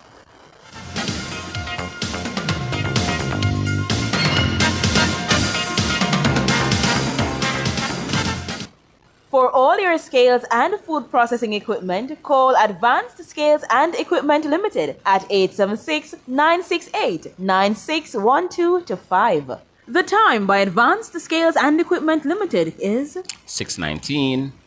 As we enter the peak of hurricane season, don't let downtime disrupt your business. Digicel Business offers secure cloud storage and Jamaica's only Tier 3 certified data center, built to withstand storms and safeguard your data. With 24/7 monitoring, local hosting, and 100% uptime, your operations stay protected no matter the weather. Prepare now, protect what matters. Call Digicel Business Solutions at 876-469-2677 or visit digicelbusiness.com. Digicel Business Solutions. Stay online, stay protected. Enough power tool, big to small. Chakama figure dig the wall. Our Total Tools. Weed whacker figure trim the lawn. We have everything your job demand. Total Tools. We rent them, sell them and fix them. Also give Total Tools a call. When I say home improvement, landscape construction, or Total Tools are your option. Home improvement, landscape construction, Total Tools are your option. Total Tools located at 102 Main Street, Ocho Rios, 34 Sly Road, Kingston. And lot C6 Jacksaw, Sentence Bay. Call us today. From beach days to business hubs, from public parks to thriving new communities, UDC is making development happen for you. We're building spaces where families connect, creating commercial zones that drive opportunity, and designing environments that support everyday life. Wherever Jamaicans live, work, or play, the Urban Development Corporation is there, shaping a better future, one project at a time. The Urban Development Corporation, making development happen for you. Looking for superior quality transportation from an international award-winning provider? Well, look no further. Choose Island Car Rentals, Jamaica's leading car rental company, setting the standard for road transportation in Jamaica. For over 50 years, Island Car Rentals has been your trusted partner for reliable, top-quality vehicles. But we're more than just a car rental company. Need an airport transfer at any hour? Heading out of town and want to travel in style with a private chauffeur? Need a truck to rent for business or personal use? Or maybe you need a customized shuttle or tour for a large or a small group? Whatever your transportation need, Island Car Rentals has you covered. Call us today at 876-926-8012 or 876-929-5875 or visit www.islandcarrentals.com to book your next trip. Because Island people take better care of you. Public Opinion is brought to you by Cleasing Industrial Supplies Limited, Industrial Automation and Control Solutions. Good evening, and welcome to Public Opinion. I'm Roby Ann Williams. It's midweek. A special good evening to our friends on our YouTube platform. Thank you so much for weighing in, for giving us, your time. We ask you to weigh in live in the comment section on today's Public Opinion. So, according to the latest crime data from the Jamaica Constabulary Force JCF, murders are down 43% since the start of the year. Up to August 16, 422 homicides had been committed across the island. That's 318 fewer than the 740 murders recorded in the corresponding period last year. So we're asking you, the members of the public, we've seen 8 consecutive months of decline in murders. We're asking you, what's your reaction to such a decline in murders? I'll start with the comments on our X platform where Griot is saying, praise God, we have needed this for a long time. Voice of Truth is saying that Dr. Chang is the best national security minister, hands down. This is the safest it's ever been on Jamaica's streets. That's according to Jamaica Zone. Javon Ramdin saying it's a very good look. Big up to all the stakeholders working tirelessly to keep this monster under control. I'm starting to feel safe as a Jamaican, confident that security forces are on top of things. God's official general saying that shows this government is working on that matter, so it is obvious All right, let me see if I can get to another one here. Grateful for the commissioner and his team, says this is our Hazari. Yeah, the patriotic number one is saying Jamaica's two biggest problems are crime and the PNP. Wow. Big up the hardworking policemen and women. Job well done. And sometimes, you know, we give members of the security forces, we don't give them enough credit, and we want to say hats off for real. Melty Pot is saying big up to the hardworking policemen and women. Job well done. Rick says it's welcomed news. 8 consecutive month of decline in murders. Welcome news. Thanks to the government's investment in the security forces and forensic sciences, along with Commissioner of Police Dr. Blake's systematic application of his mathematical models targeting known killers. She's saying here, Stryker is saying rather, we are finally seeing a drop in murders and it's about time. All right, let me see if I can get to our Facebook platform where Philip Jackson is saying it's now becoming trend and that should be celebrated by all. It seems like Peter Bunting request for divine intervention is answered after him backslide. Wow, Philip Jackson. Always finding creative ways to opine, and we welcome it. George Elliott is saying, having adequately equipped the armed forces and given them professional and effective training, we're now reaping and will continue to reap positive results into the foreseeable future. Salome Paul is saying the reduction in crime means so much positives for Jamaica and it must be celebrated. She's saying kudos to the minister, the no-nonsense commissioner, JCF and the citizens who play their part. Have to remember the citizens, you, me, we have a part to play. Salome says, never should we return to the days when we allow criminals to hold us hostage. Bad English says, I love it for sure. Big up the government, the police commissioner and the residents for playing their part. Let's continue to reduce crime. Criminals should have should not have no safe space in our beloved Jamaica. Sandra Palmer is saying, we as Jamaicans should be celebrating this great achievement by the men and women of the security forces, and we should also credit the government for this as well. That's according to Sandra Palmer. To the question, what's your reaction to the 8th consecutive month of decline in murders? Patricia O'Connor Garrison is saying, big thumbs up to the authorities that make this happen. The police, Prime Minister, Commissioner, and the Minister of Security. Ruth Lynn Matthews is saying there is no decline. Yeah, that's according to Ruth Lynn Matthews, saying that there is no decline. Smiley Lindburn is saying great going because I have never seen this before. Prince Wellington believes that there's a slight imbalance on one hand and very concerning on the other hand, because without proof of some of these reports and the concerns that Indicom and others have about the alleged confrontation, it could be that we're celebrating murderers, eliminating murderers by means of alleged confrontation. This is coming from Prince Wellington. He's saying in the end there'll still be suspects. Will be those who are being allowed to act without us being able to verify their stories. No body cams. That's what Prince Wellington is saying. No body cams and the continued excuses. What's the timeline? And as it relates to data storage, for the data storage system. Yeah, body-worn cameras, those words have, been very active of late. Christine Nugent is saying awesome news. 1 p.m. says George. Horace Chang alone can do.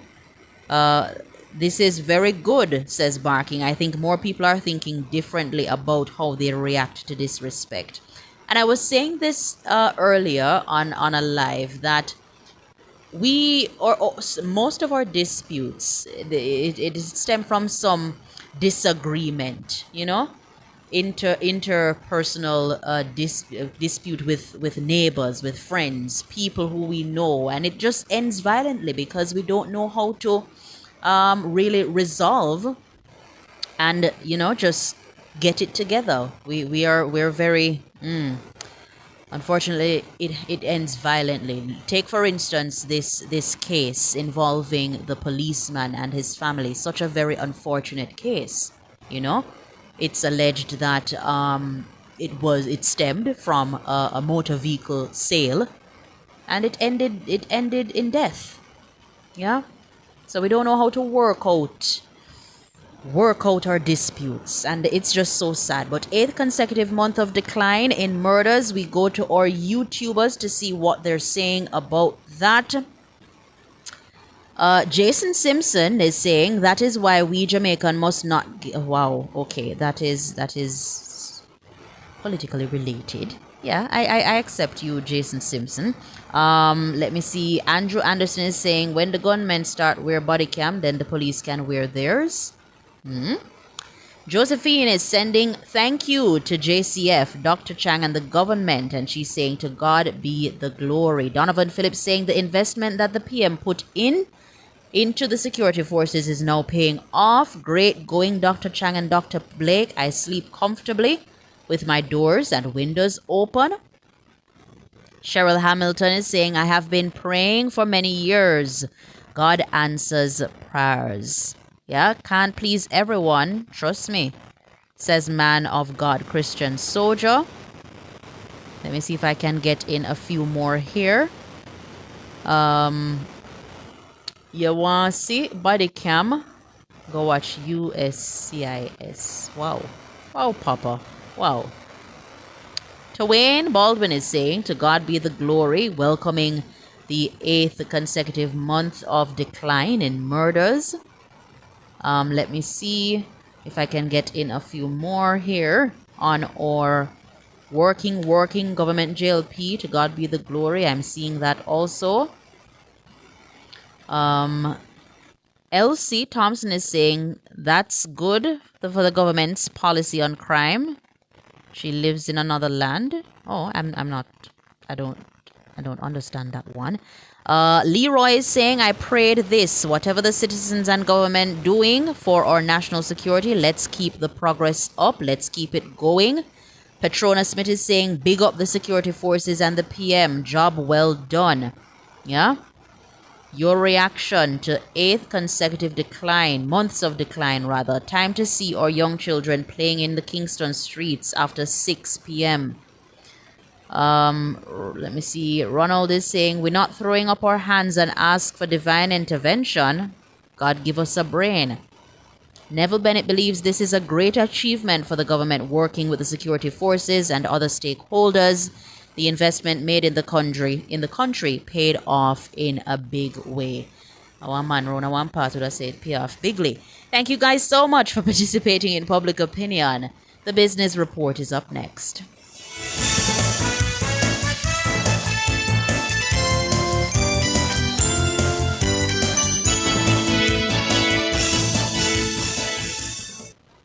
Public Opinion was brought to you by Cleasing Industrial Supplies Limited, Industrial Automation and Control Solutions.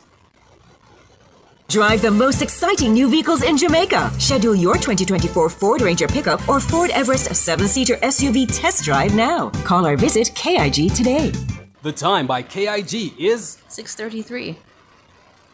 Visit Marshall's Pharmacy, Greater Portmore for all your prescription needs, gifts, personal care, household and stationery items. The temperature by Marshall's Pharmacy, Greater Portmore is 30 degrees Celsius in Kingston, 27 out west in Montego Bay.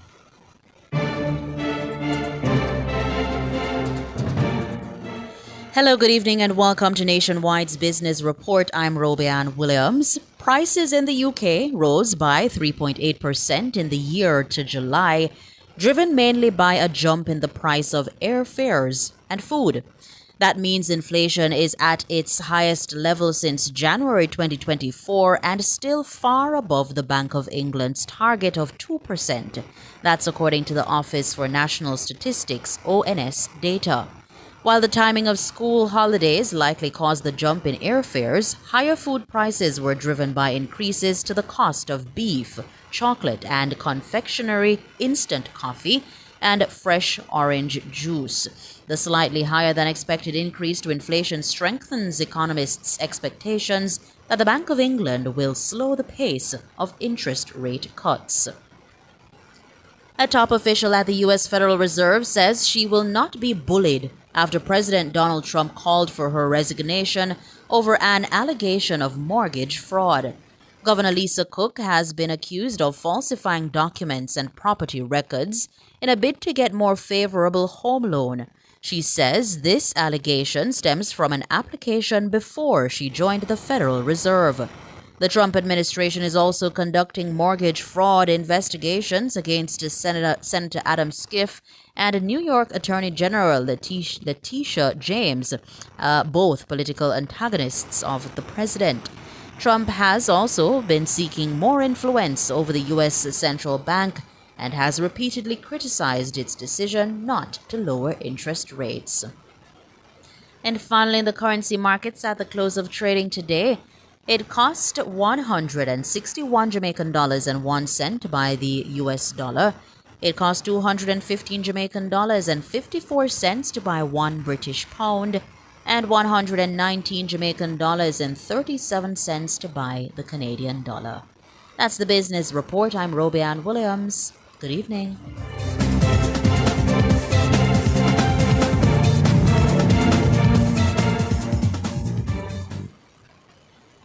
Looking for superior quality transportation from an international award-winning provider?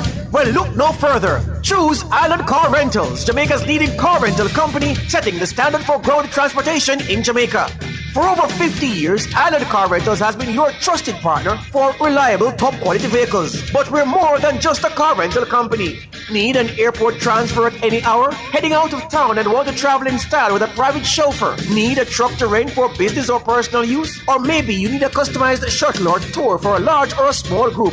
Whatever your transportation need, Island Car Rentals has you covered. Call us today at 876-926-8012 or 876-929-5875 or visit www.islandcarrentals.com to book your next trip. Because Island people take better care of you.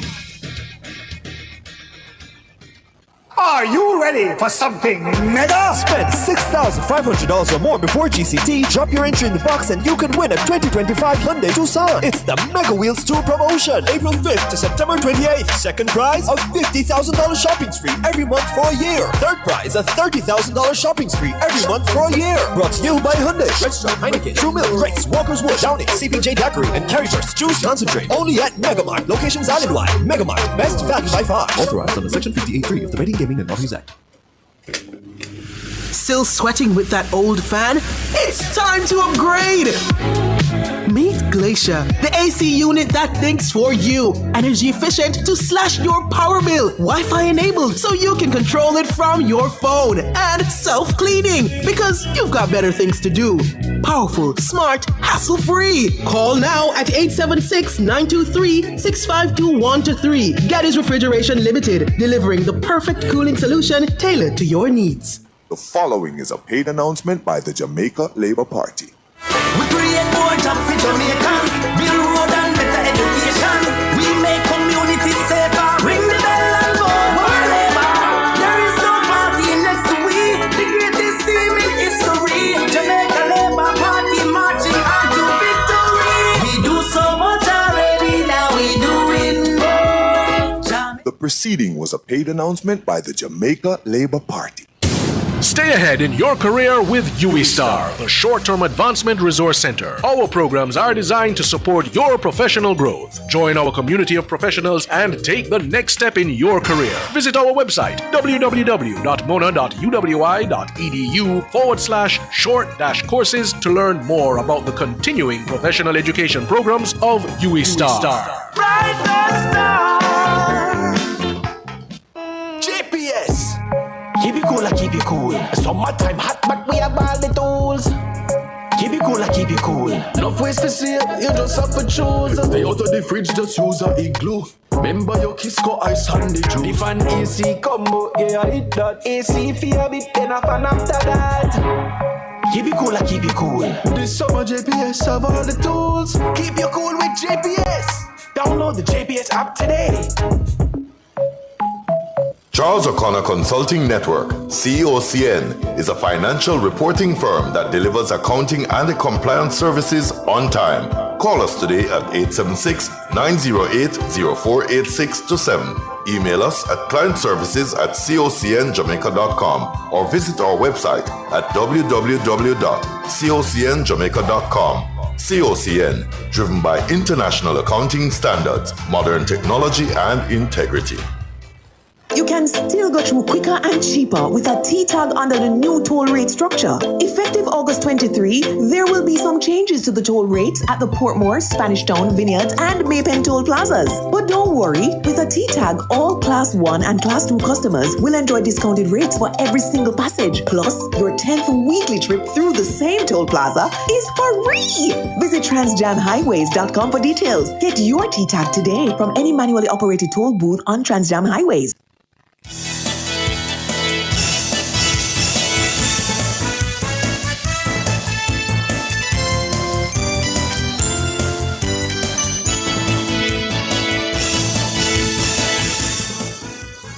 Good evening. Thank you so much for staying with us here on Nationwide at 5. It's time for the nation's business. I'm Ricardo Brooks.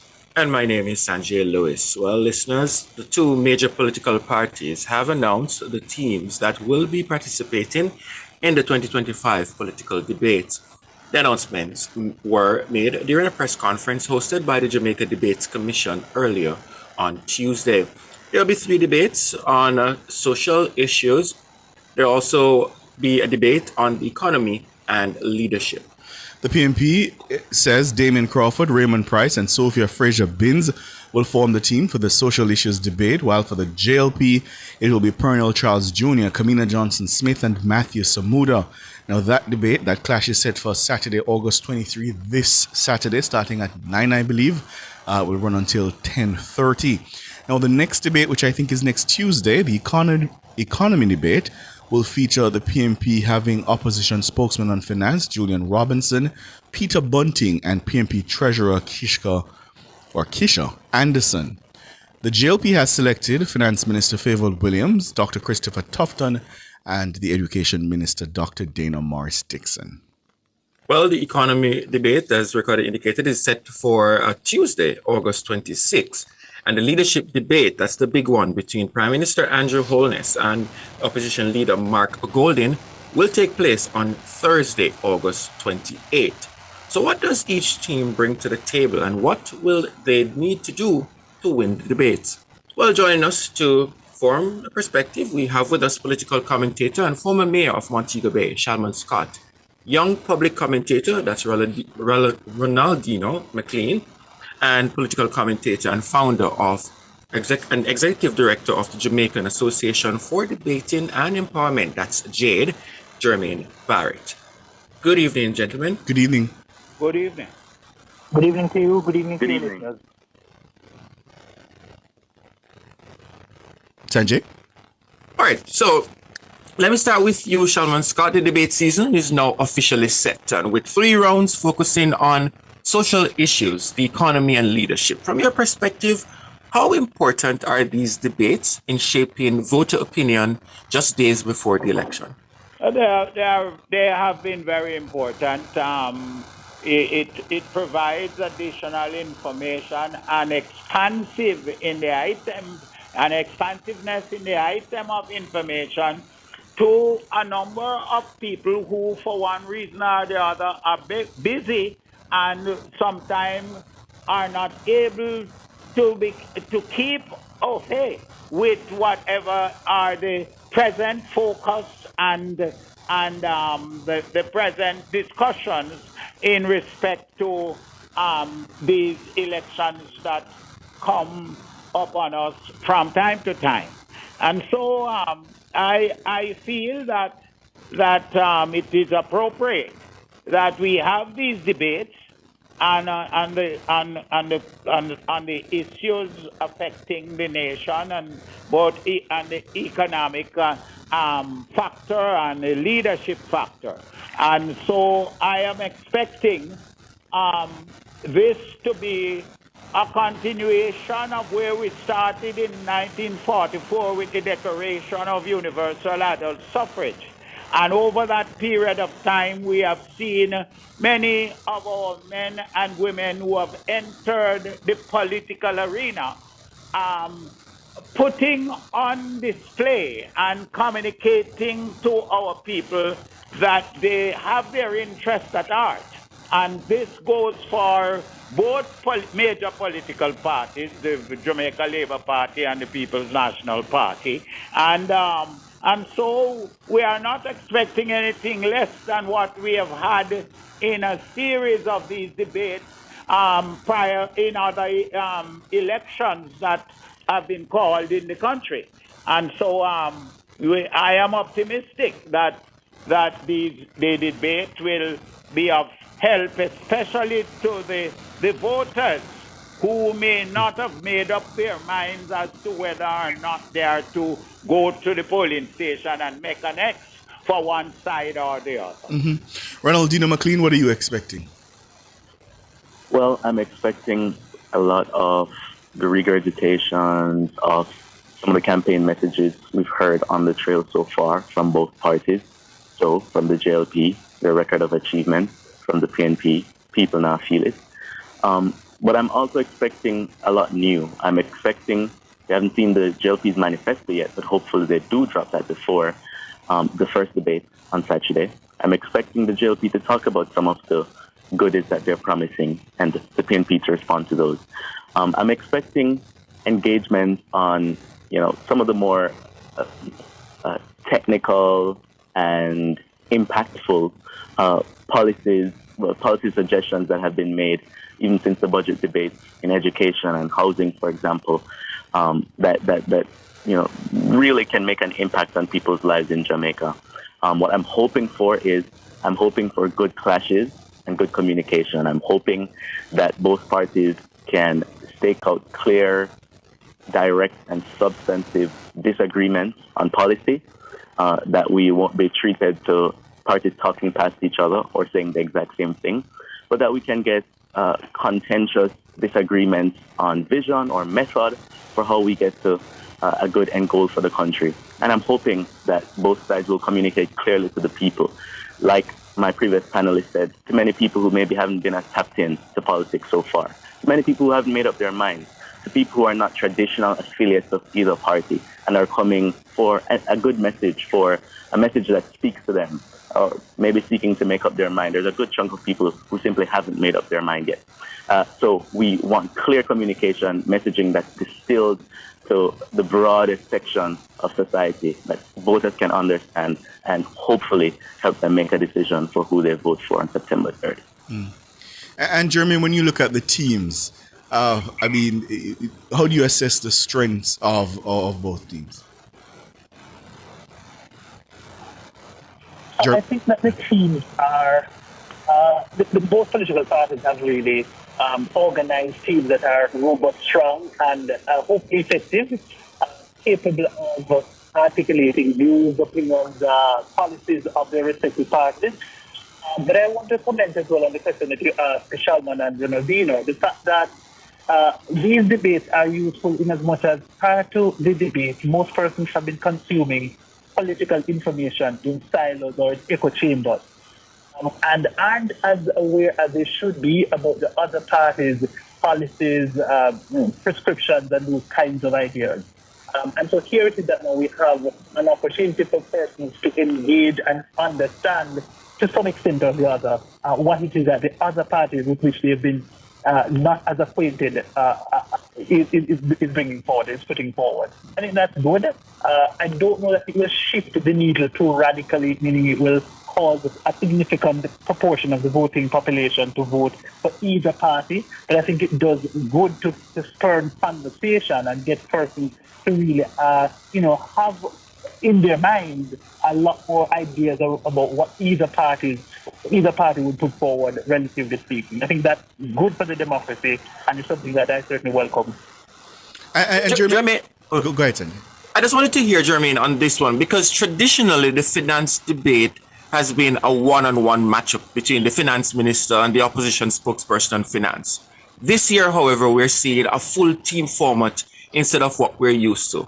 What do you make of this change, and do you really think it might impact the debate in any way?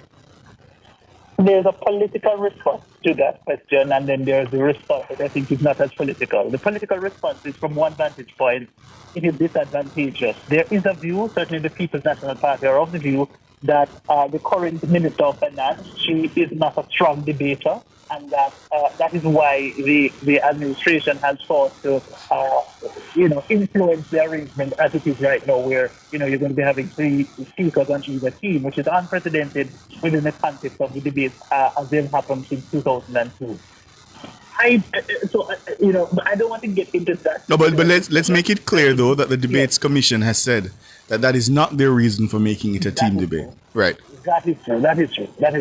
But I think, though, the conversation in my mind has to do with whether or not there's going to be greater value in the arrangement that is put forward. And I think there is.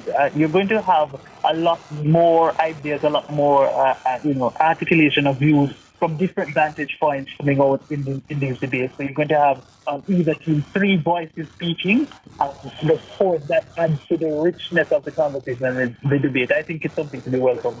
Mm-hmm. And Ronaldinho, based on what you've seen so far of this campaign, which party do you think needs to make the biggest impact coming out of the debates when all is said and done? I think so. There's a question of whether these debates have any kind of significant electoral impact anyways. And my kind of view is that it doesn't have a significant impact, at least in terms of any kind of positive, in terms of affording any positive advantage to either party, insofar as, lots of voters will tell you in focus group sessions after these debates are done that either they had their minds made up already or they didn't. Nothing too radical or significant was said to kind of sway them in one direction or the other. And so oftentimes these debates are just both parties showing up and trying not to make some kind of misstep to give them a negative disadvantage rather than them seeking to gain some serious positive advantage. That being said, though, I think both parties have equally a serious task to put in some work to make sure that voters understand the case that they're making for the country.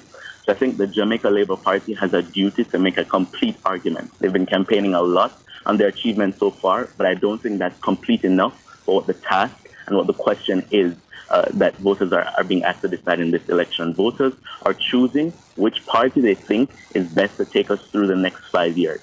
And so I don't think it's enough to say we've achieved a lot. They have to complete that argument by making the case for, maybe from the fact that they've achieved so much, we should trust that they can be able to fulfill promises going forward, and then also make substantial promises that voters can hold on to and latch on to.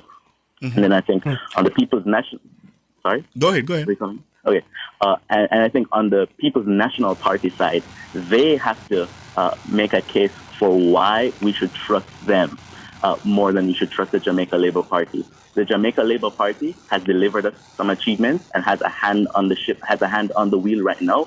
The PNP's case is to tell us why we should take the wheel from the Jamaica Labour Party and give it to them. So maybe that's a slightly taller task, given that they're advocating for change in a period where lots of people will take the view that Jamaica is seeing significant achievements now. But I think it gets them somewhere if they can appeal really to people's emotions and to people's conditions, which are not always positive. Which are, in a country like Jamaica, and at a time like the election season, might be, easy to lean into and to tap into. Mm-hmm. Shaman Scott, the social issues debate. We see candidates like Damian Crawford, Kamina Johnson-Smith on opposite side, and Matthew Simudo, who is also a heavyweight as it relates to debate. What kind of clash do you expect, and what do you think, or who do you think will have the edge going in this one? The normal exercise of debates over the years have been very instructive, and there have been some of them where there has been the general opinion about who won the debate. But then when the elections are called and the votes are counted, in some cases, the persons who were put on the front line are not the ones who were elected to the government of the country. And so we just have to wait and to see and listen to the various speakers representing the two sides of the political divide. And on that basis, it will give us some indication of the possibility of where things might be heading.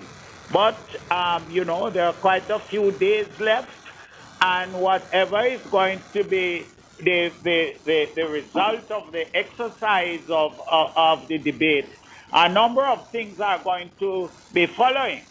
And then, in addition to that, there are a number of candidates who are going for their third term, both on the side of PNP and the side of Jamaica Labour Party, who have a record based on that the electorate is all too familiar with.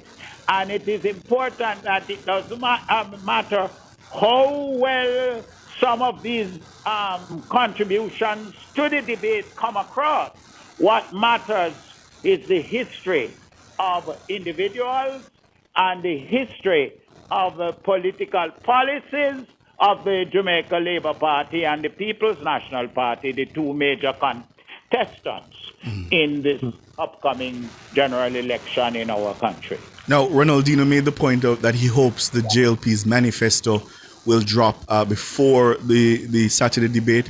Well, the Jamaica Labour Party is teasing something online, and speculation is mounting that it is the manifesto. If Andrew, if you could just play that teaser for me, please.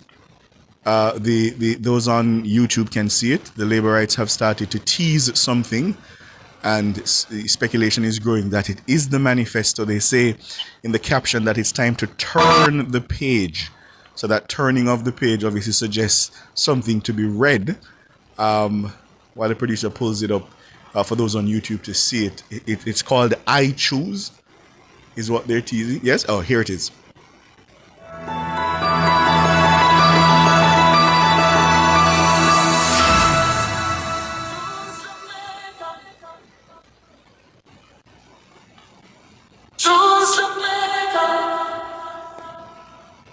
So for those of you who are on or listening on radio, it's a nice snazzy graphic of Jamaica. It zooms in and you hear the Choose Jamaica anthem, and then there's a logo that says I Choose, a bell in the middle, the 24th of the 8th, 25. That's Sunday, and it says Sam Sharp Square. The Labourites are expected to have a mass rally on Sunday in Sam Sharp Square. Could that be where they unveil this manifesto? We don't know, but something clearly is being teased. And there's a logo now. Yes, there's a logo.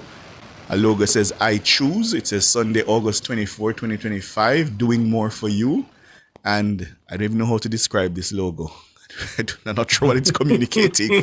But clearly there's something that's going to happen on Sunday in Sam Sharp Square.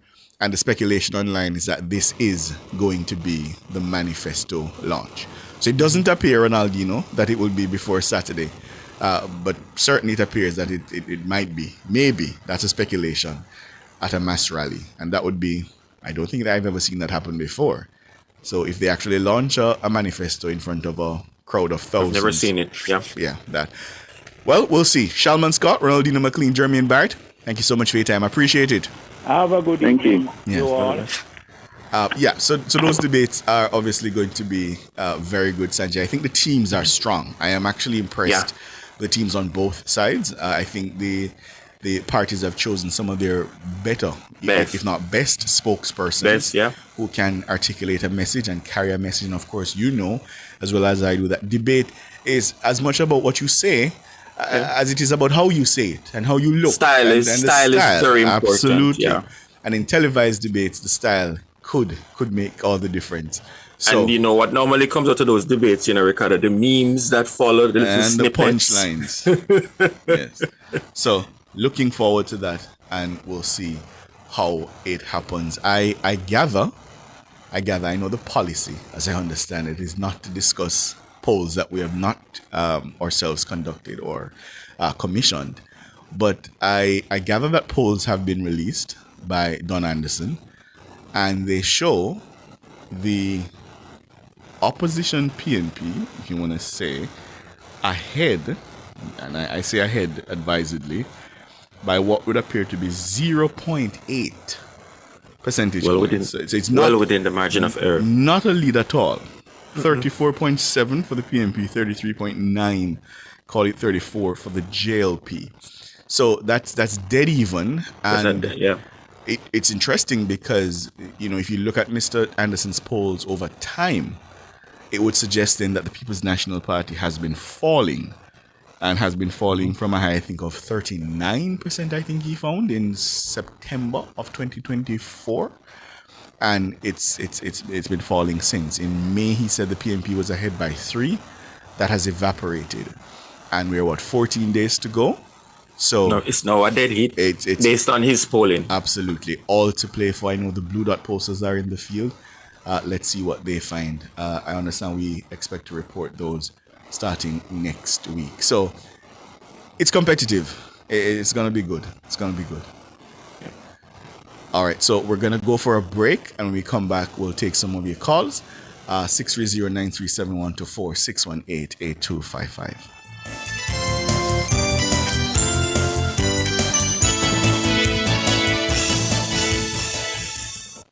Truth is, you can live life to the fullest with HIV. This time signal is brought to you by the Ministry of Health and Wellness. The time is... It's 7 o'clock. The Watchman. Exploring issues shaping our society, government, and business. Provocative, unconventional. Dr. Henley Morgan is The Watchman. Good evening. Cost-benefit approach to deciding whether to return the JLP to power. The Most Honorable Dr. Andrew Holness has had 2 noticeable failures as Prime Minister.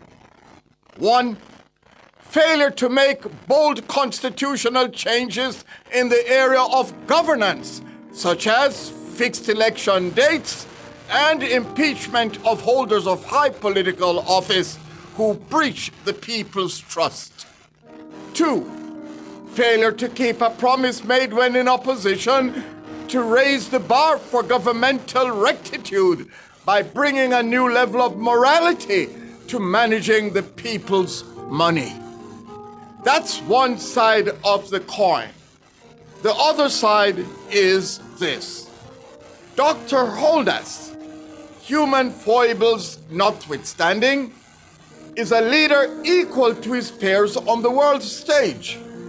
Even his worst detractors must admit he has steered the ship of state with astuteness, keeping it on a steady path. The tribalists on both sides will find it hard to accept that failures and successes can be true about your favorite politician. The booklet, titled The JLP Record Achievements, Doing More for You, paints one side of the picture, listing over 200 achievements. To find the failures, one must look elsewhere.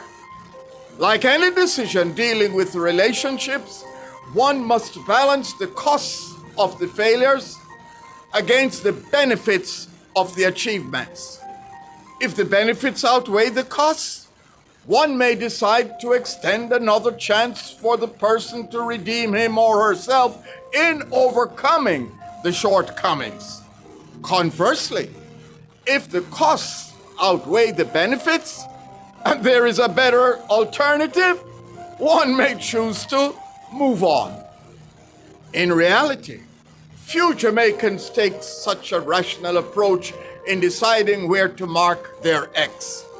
Many will say they are born JLP or PNP and will die JLP or PNP, as the case may be. For others, it is a matter of what they can get for themselves. The country be damned. Others will sell their vote to the highest bidder. While some will curse politics and politicians, Jamaica can be justly proud that we have a thriving democracy characterized by freedom of speech and freedom of choice. We are also blessed that the leaders of our two major political parties are outstanding in their ability to lead, and they do mean Jamaica well. Whichever path you choose to take in deciding who to cast your vote for, be open to debate, be tolerant of differences, and add a little rationale to the raw emotion. Think on these things. Produced by Agency for Inner City Renewal, AIR, and recorded in the Jamming Studio Trenchtown, a breath of fresh air bringing change to the inner city.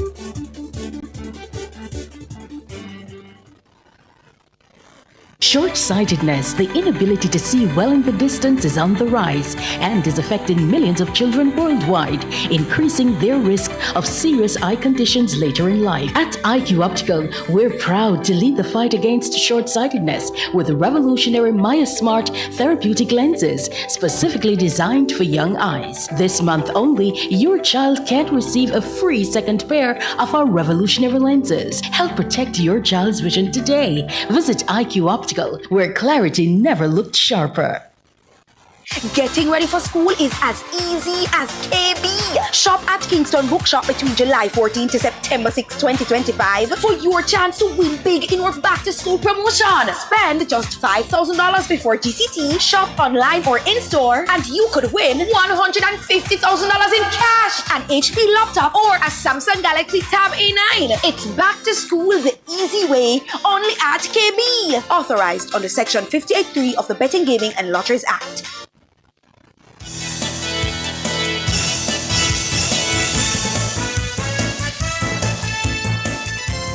We're taking your calls now. Papa Nana, you're up first. Good evening. Yes, sir. Good evening. How are you both? Doing well. How are you? We're good. Not bad. Remind me of the name again. Mr. Sanjay Lewis? Sanjay Lewis. Yes, Sanjay Lewis. Yes, and? Ricardo Brooks. Mr. Brooks, you is the man at the moment here now. Oh, Lord. How we do?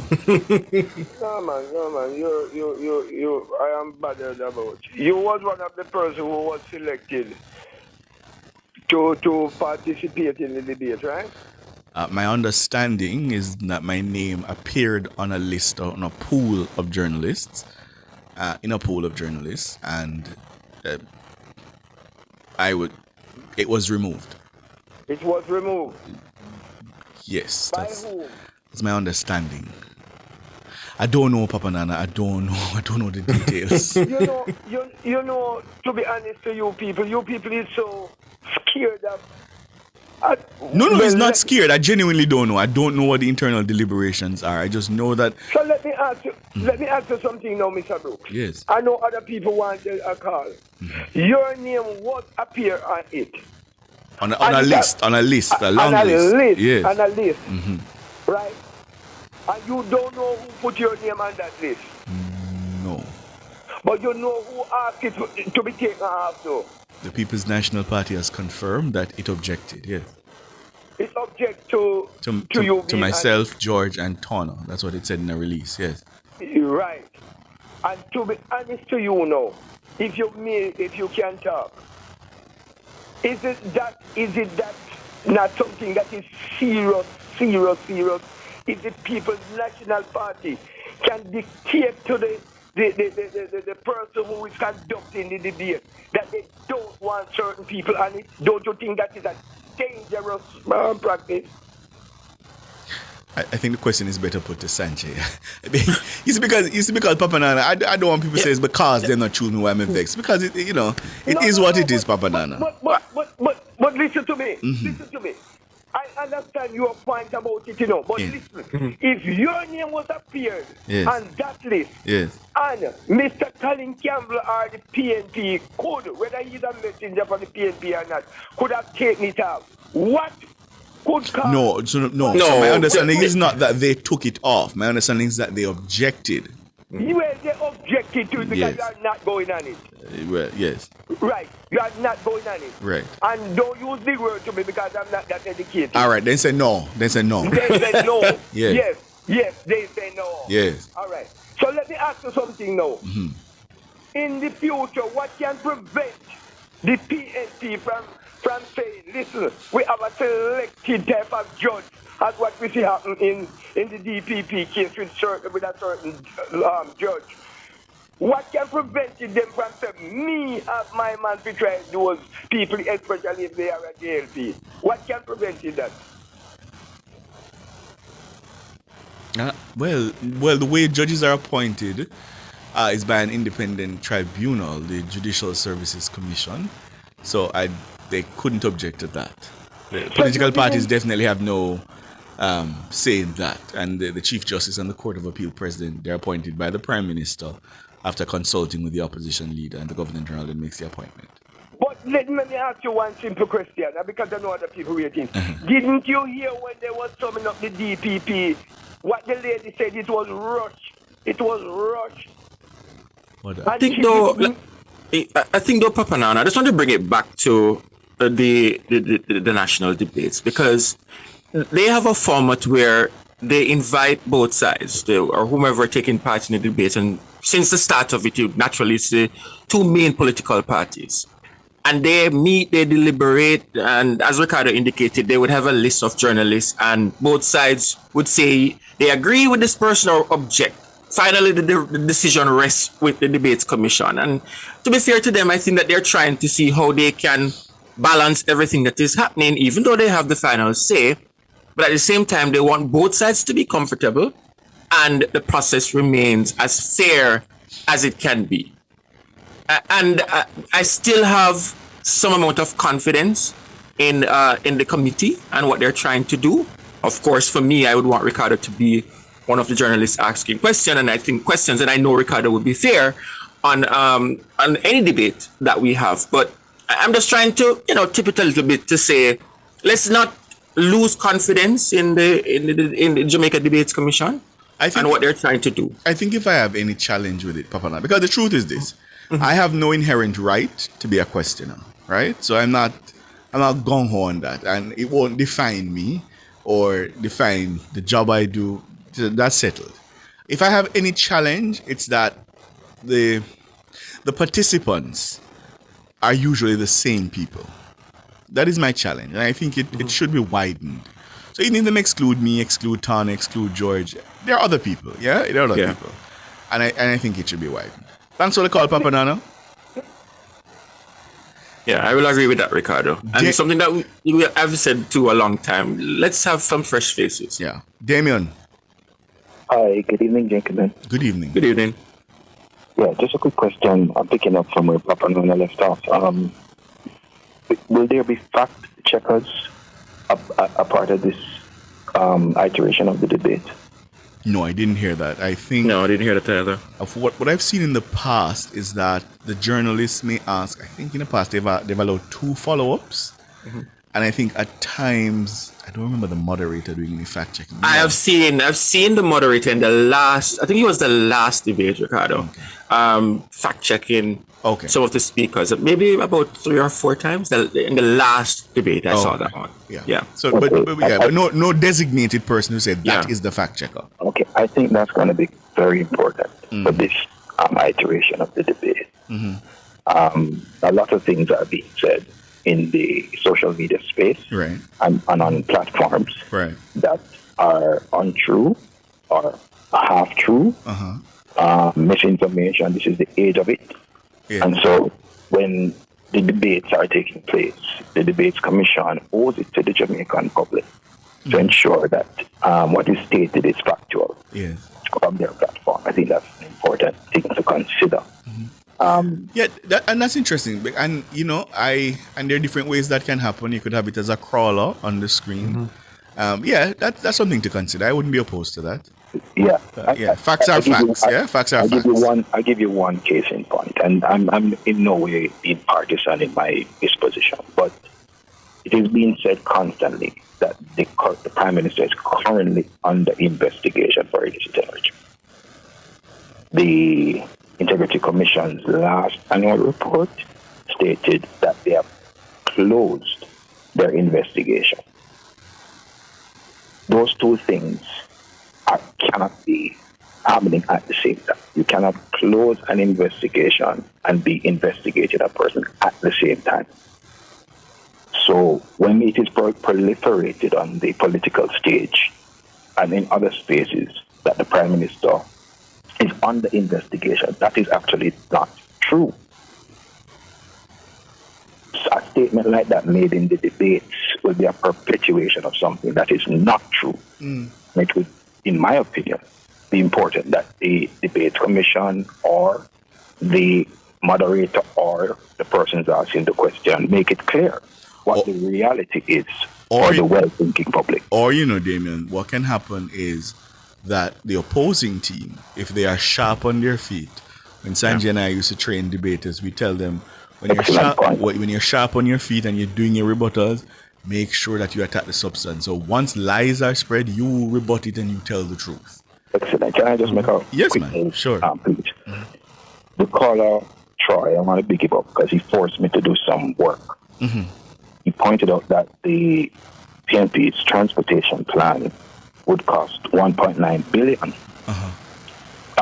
They had said it would cost 1.4. Now, when I did some fact checking, he was right. The 20,500, 190 days, 1.9 billion. Now, if you multiply that 1.9 billion over 5 years, which would be a term, right? That 1.9 billion becomes 9.5 billion, and that would only carry 20,000 students per year. The JLP said they purchased buses, 110 buses for 1.4 billion.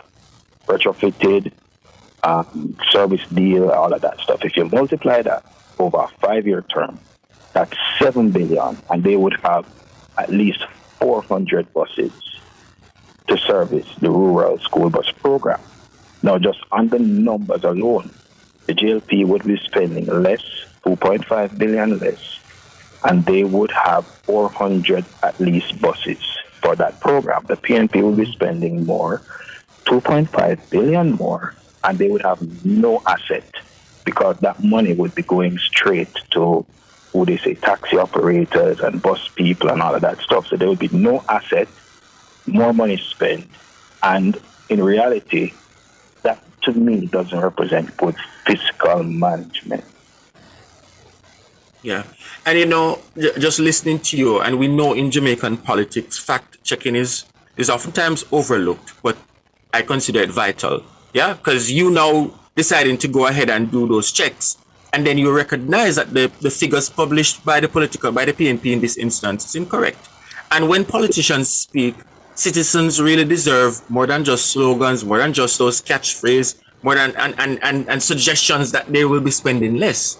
They deserve to know that this is not the case and the information is incorrect. Yeah, and the same, well, I'm assuming that they would be targeting the same 20,000 students. So that other segment of the population of students would not benefit. While if you have 400 buses following the JLP's current plan, if you have 400 buses, you would in reality be able to serve more students over time. I know you have a lot of people holding, but just one quick thing. The no tax on overtime. I did some research. One of the groups of workers that benefits most from overtime are security guards in Jamaica. We have about 30,000 security guards. At the entry level, security guards make 1.1 million a year. At the senior level, they make about 1.7 million a year. The current tax threshold is $1.8 million, which means that the security guards are currently not paying any income tax.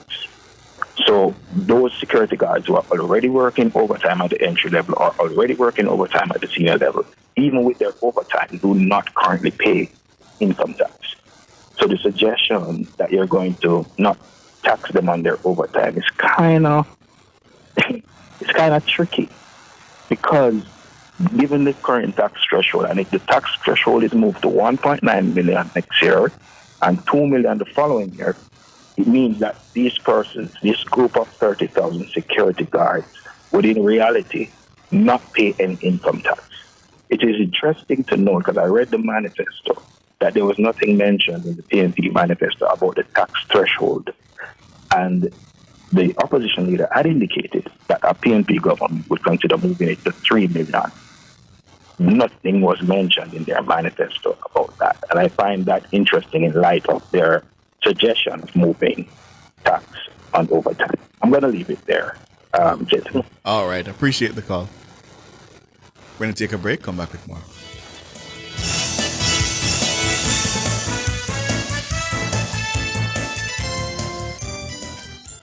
As of June 1, Jamaica's minimum wage is now $16,000 per 40-hour workweek, up 158% from 2016, marking the highest minimum wage in the nation's history. We are building Jamaica. The time by the office of the Prime Minister is... It's 7:20. Want to save money and still protect your engine? Get Chevron Supreme Sin Blend Motor Oil, the blue bottle with a silver stripe. Now upgraded to synthetic blend, so your engine runs cleaner, longer, and stronger. Now available island-wide at service stations and leading auto parts stores. Ask for Chevron Motor Oil, your favorite blue bottle with a silver stripe. That's Chevron Sin Blend, your engine good friend.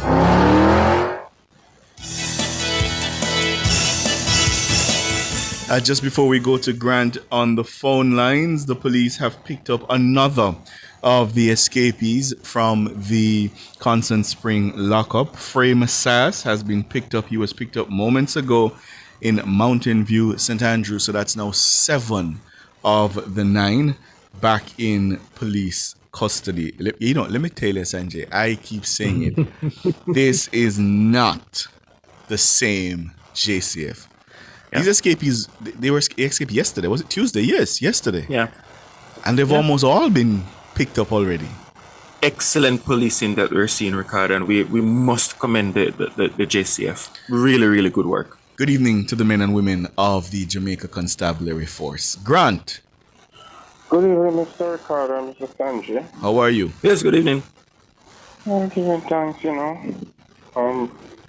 all in it. I'm still breathing, giving thanks. That's good. What's on your mind? I heard you talking about Mr. Donald's poll. Yes.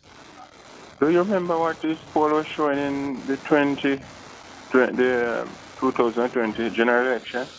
The 2020, I think he said the JLP was ahead by 16 points, I think it was. I need to check about that one. Yeah, I think it's about 16 or... one was... I think he was 16, Blue Dot was 18. I think that's my vague recollection. But it was substantial, double digits. He said the JLP was ahead? Yeah, man. In 2020. In the 2020? Yes, or is it that you're talking the election before that one? Well, what I'm going to point to now is how many elections Mr. Donald declared as his poll is showing that it's dead east. Most of his poll when it comes to a general election, always talk about the poll is dead east between the two parties. Oh man, in 2021 he didn't though. 2020, as Ricardo indicated, he did. Right, so in 2020 I found it. He had the JLP ahead by 16. So it moved its lead. It had an 8-point lead early in the year, and then by the time the elections came around, it had doubled 16 points. 16 points, yes. Okay, but I think you're referencing 2016, which showed I think he had the People's National Party ahead by 3, which was within the margin of error, which was 3. And so you know the outcome of that. I think that's the one people usually use to say, yeah, he didn't get that one right. Yeah, he says slightly ahead. And yeah, you're correct, Ricardo, 3 percentage points.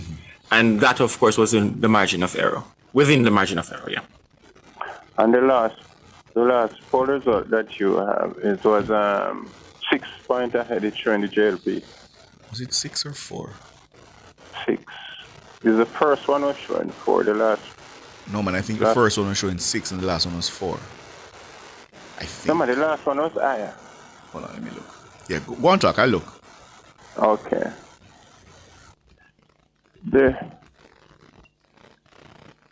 Based on what the JLP is doing now, and how I see the campaign is going, the momentum going with the JLP, right? Since Mr. Holness going around, it's a different, complete scenario. Right. So sorry. So yes. So I was right. So in February, the JLP was ahead according to the Blue Dot poll by 6. In May, that had fallen to 4. Okay. So the first one was higher. So it's the last time we checked, they were at 4. So we'll tell you next week what the Blue Dot poll says. But go ahead. Yes, the momentum is with the JLP. Yes, the numbers done on this input would suggest. I'm gonna guarantee you, Mr. Brooks, that whenever the Blue Dot poll come out, yes, it's gonna show the JLP significantly ahead. Okay. What gives you that confidence? Because of what has been going on around the country with the JLP. You know what, Mr. Aksha? Yes. I never get the nomination there for Central Kingston. And then the parish I was talking about. Yeah, for Central Kingston, I hear that the turnout for both parties was good. That's my report. Okay. Both had a show of force. Okay, I was thinking about another one. I can't remember it. But I don't have much confidence in Mr. Daniel's poll. I really don't. Well, my general rule: don't cuss polls, don't curse pollsters. See what you can extract from it and move on. But my general rule is not to argue with polls and pollsters. Well, I understand you. Because remember, it's not just about me. Remember, I always say to people, it's a snapshot in time. And that, it's like, it's not like even in the United States where, they release polls every day. We're doing them months apart. And a day in politics is a very long time. It depends on what is happening at that particular time. And a lot may happen. I was about to say that. And another thing, if you are, aware and paying attention, there can be a manipulation, not to say a manipulation with the numbers, but you can manipulate the outcome based on the mood of the country. So, for example, if, let's say, a particular report is tabled in the parliament and it's negative and a lot of people are talking about it, and a lot of people are saying, boy, I really like that, and then you go and you do a poll, it's very likely that the poll will pick up that negative sentiment. But will that hold 3 months later, or 2 months later, or even 2 weeks later? Probably not. So what I've been taught is that the best thing to do is to fix it. So if you say you'll always do them in January and you always do them in March, right? And so that way you're not depending on what the mood is. You're doing it in a fixed way. And they tell me that is a more accurate way of gauging the public sentiment. But as I say, I don't argue with polls and posters. Sir Ricardo, is only 3 seats the PNP can say them sure to win now. Only that 3? Is Miss Angela. No, sir. No, I don't believe. No, man. I don't agree with you on that. Let me name them now. I know the true way you're going to name, but I agree with you. You're going to tell me Angela Brown Burke. You're going to tell me South St. Andrew. Or you might tell me Central St. Andrew. Paulwell. No, Philip Paulwell and Mark Golding. I'm not saying that's the only 3 seats them going to win, Oh, they're sure. They are sure to win. I see. They can say they are sure to win. Only those 3 seats. I see. So what about St. Anne Southeast? You mean St. Anne Southeast with Lisa? Where Lisa was? Yes. Yeah. That seat has never flipped. But remember, Lisa Anna only won it by about 30-something vote. But the point still stands. The seat has never flipped. Yes, but you never. Anyways, I just trouble. I'm just giving you trouble. Okay. It's only 3 seats they can say they can be confident that they're going to win. As far as I see, we're not going to see some surprise in this country. Me still believe that this is going to be one of the biggest landslides Jamaica has ever seen. Believe me. That's my belief. And I'm not gonna let go of that. All right. We'll see. Okay. Who do we have next? Oh, so only one, I'm being told, the only one escapee is at large. So they have 8. They've captured 8 of them. So only one is left to be captured. Good work, JC. Good job, good work. Carl. Evening, Sanjay. Evening, Ricardo. Good evening, my friend. How are you? Ricardo, you asked so much of a tough question that you have 62 somebody say. You're too tough. What happened to you? What me do? I think that's all this ever your question when you're ready. It's 62 somebody around for you. Boy. How you do, Carl? Yeah, right, man. Anyhow, I want to say to my Prime Minister that it will be 4 PMP will be asking him question. No, Carl. Come on, man. Just make a behave yourself. All right. Anyhow, I want to just say to my Prime Minister before we get to the matters that I want to deal with. That when he going also, he must have a piece of sanitizer in his hand. No shake nobody's hand. Don't drink any water there, nothing.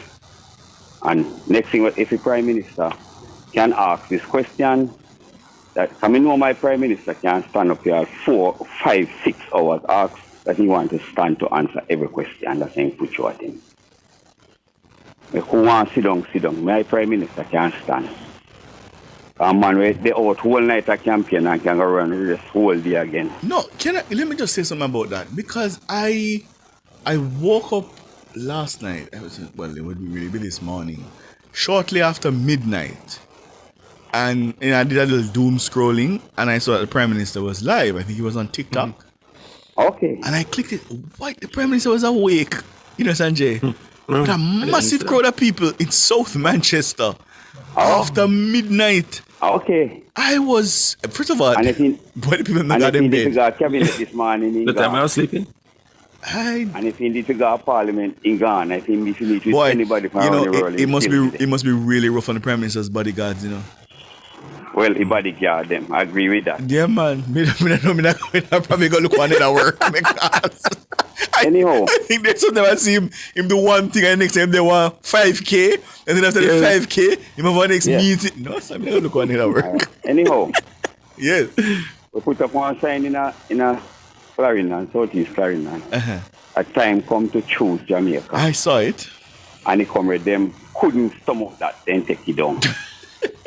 Anyway, you go now, you say to. Why you provoke the comrade there?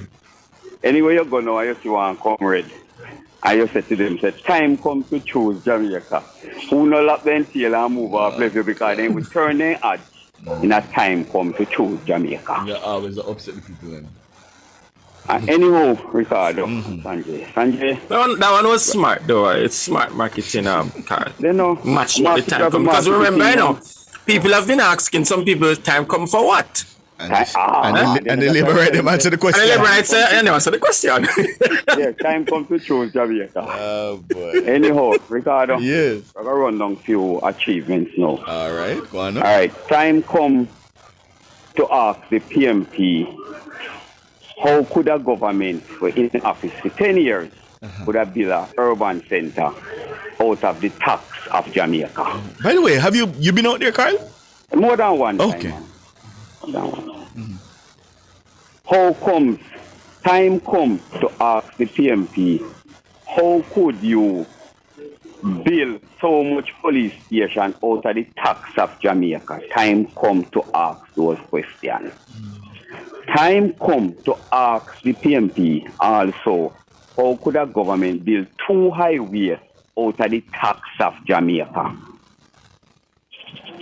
Time comes to ask the PMP about the park where Billa Portmore out of the taxpayer of Jamaica.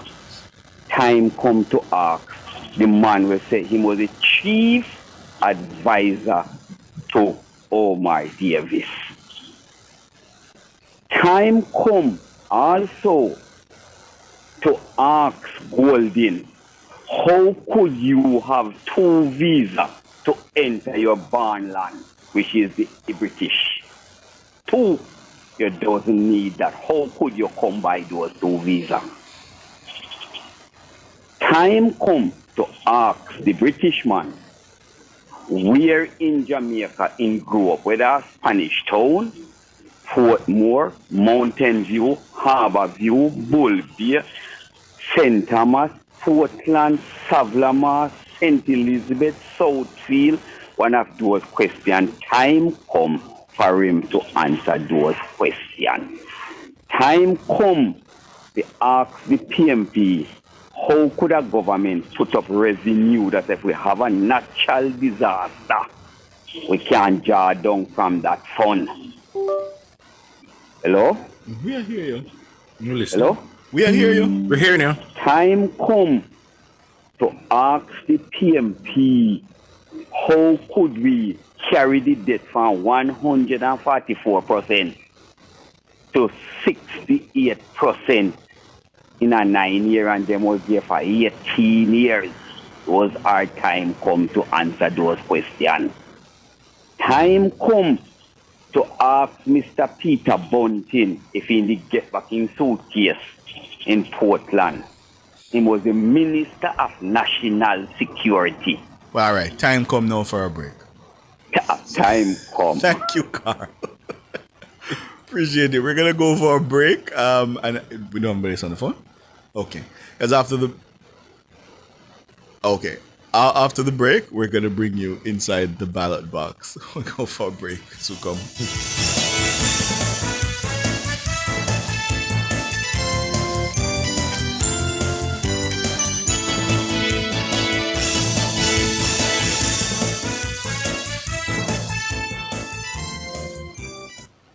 Escape to Idlewild in a grill where sand and serenity meet. Visit idlewild.com or call 876-957-3302. Idlewild and stay a while.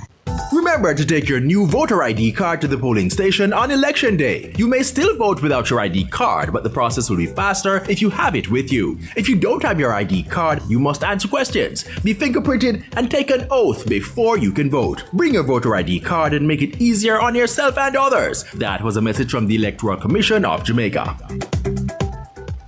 You can still go through quicker and cheaper with a T-tag under the new toll rate structure. Effective August 23, there will be some changes to the toll rates at the Portmore, Spanish Town, Vineyards, and Maypen toll plazas. But don't worry, with a T-tag, all Class 1 and Class 2 customers will enjoy discounted rates for every single passage. Plus, your 10th weekly trip through the same toll plaza is free. Visit transjamhighways.com for details. Get your T-tag today from any manually operated toll booth on Transjam Highways.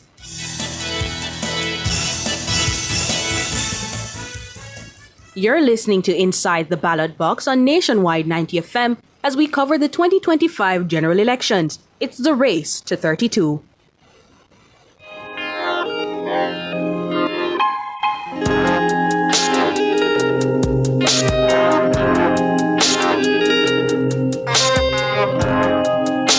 In today's episode of Inside the Ballot Box, Cliff will be speaking about universal adult suffrage, which began in 1944.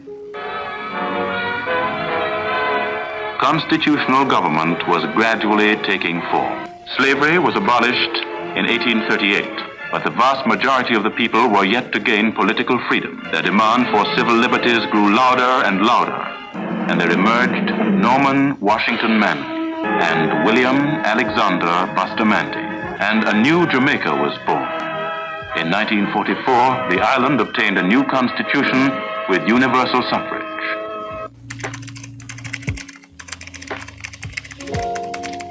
After 81 years of universal adult suffrage, what has changed? Before 44, if you were a Jamaican-born citizen, you had to own property. Yes, you had to be a property owner. You had to be paying taxes. Yes. Only men, over the age of 21. And listen to this, paying taxes of £6 per annum on freehold property, or annual rent of £30 per annum before you were eligible to vote. That was before 1944. So it was a privilege to only the wealthy Yeah, before 44, only the wealthy were able to vote. You had to own property, pay taxes, £6 per annum, and over the age of 21. With universal adult suffrage, all adults since the age of 21, you have the right now to vote. It was no longer a privilege. Yeah? Many of you can't come to terms with that because we now take it for granted. It is a right now, a right that so many of us turn our backs on and don't use, do not exercise. So that was the significance of universal adult suffrage in 1944. After 44, we had competitive elections. Yes? So we had, for example, the first elections under universal adult suffrage was on December 12, 1944. And we had the two major political parties. The Jamaica Labour Party, which was formed in 1943 by the trade union leader, the Bustamante Industrial Trade Union leader, national hero Sir Alexander Bustamante. The People's National Party was formed 3, 4, 5 years before the Labour Party in 1938 at the Ward Theatre. Its founding president, national hero, the late Norman Washington Manley. Yes? And they were the major competitors at the time. But interestingly, in those elections of 1944, the total number of voters on the list was about 663,000. And the number of Jamaicans who voted for the first time in the 44 elections was 389,000. 389,000, or 58.7% of all those who were eligible to vote actually cast a ballot in the 44 elections. The Jamaica Labour Party, led by Bustamante, won the first contested elections in Jamaica, the 44 December elections. The JLP won with 41.4% of the votes, or 144,000. But listen to this. Independent candidates, not aligned to any of the PNP or JLP, won 104,000 votes, or 30% of the votes. Remember that figure. In 1944, independent candidates, yes, not attached to either the PNP or the JLP, won 30% of the votes. They got 104,000 votes.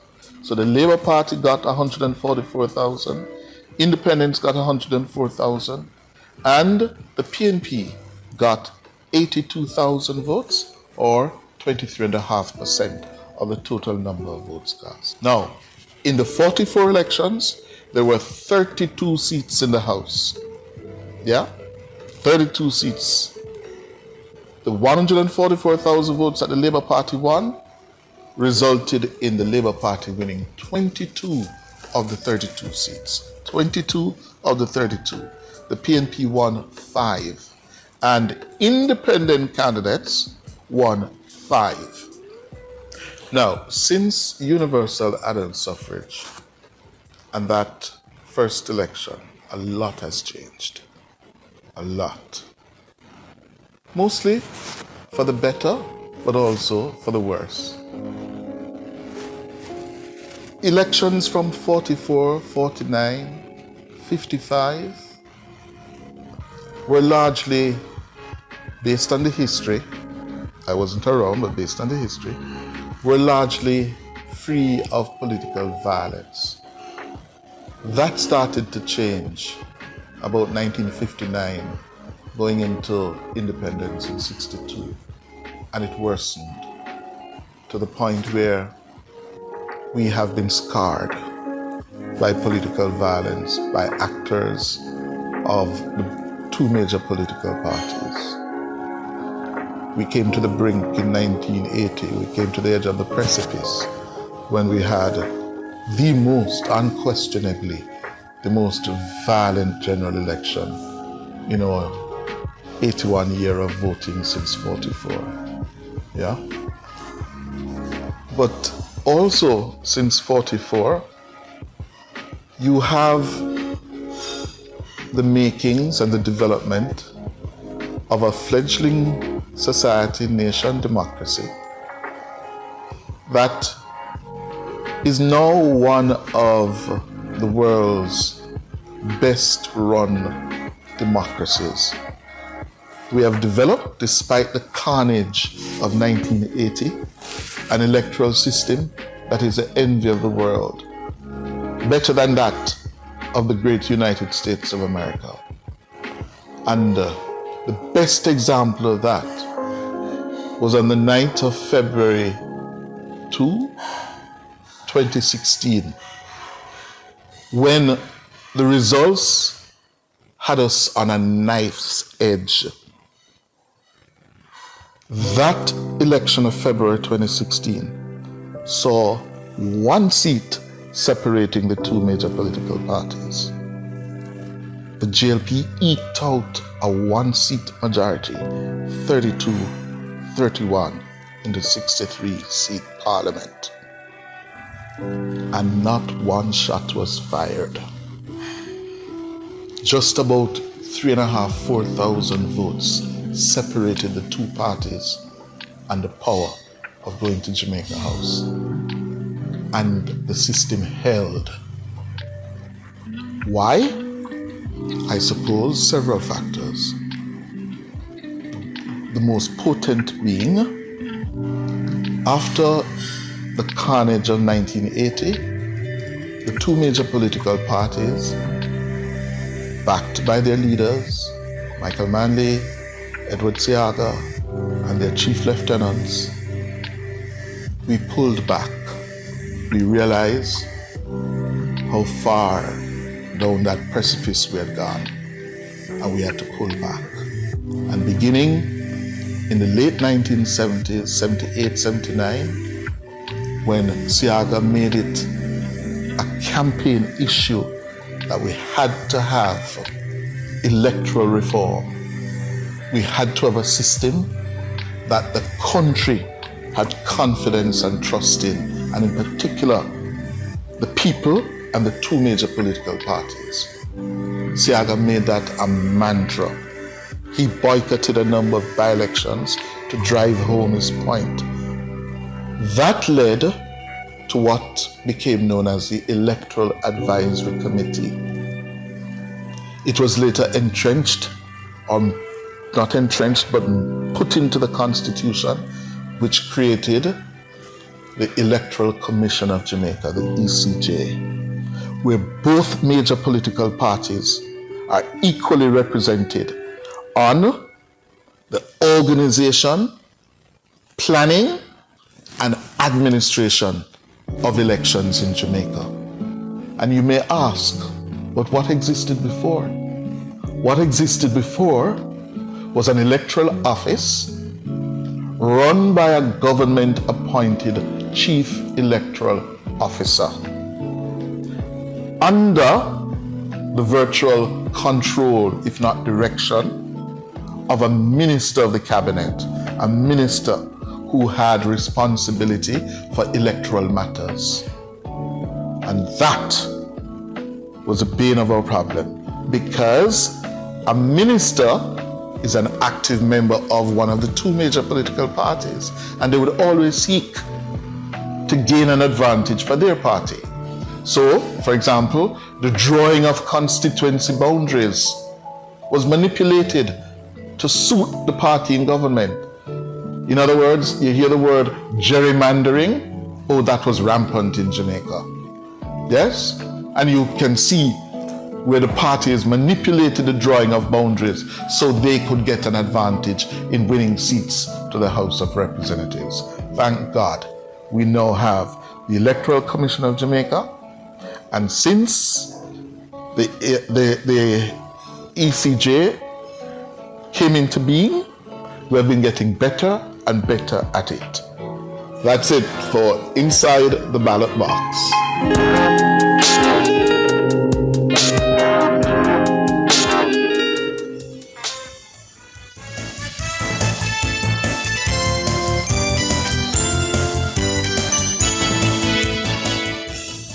You've just heard Inside the Ballot Box on Nationwide 90 FM as we cover the 2025 general elections. It's the race to 32.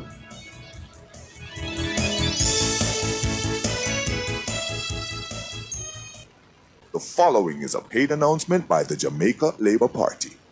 We create more jobs for Jamaicans, build road and better education. We make communities safer, ring the bell and vote for Labour.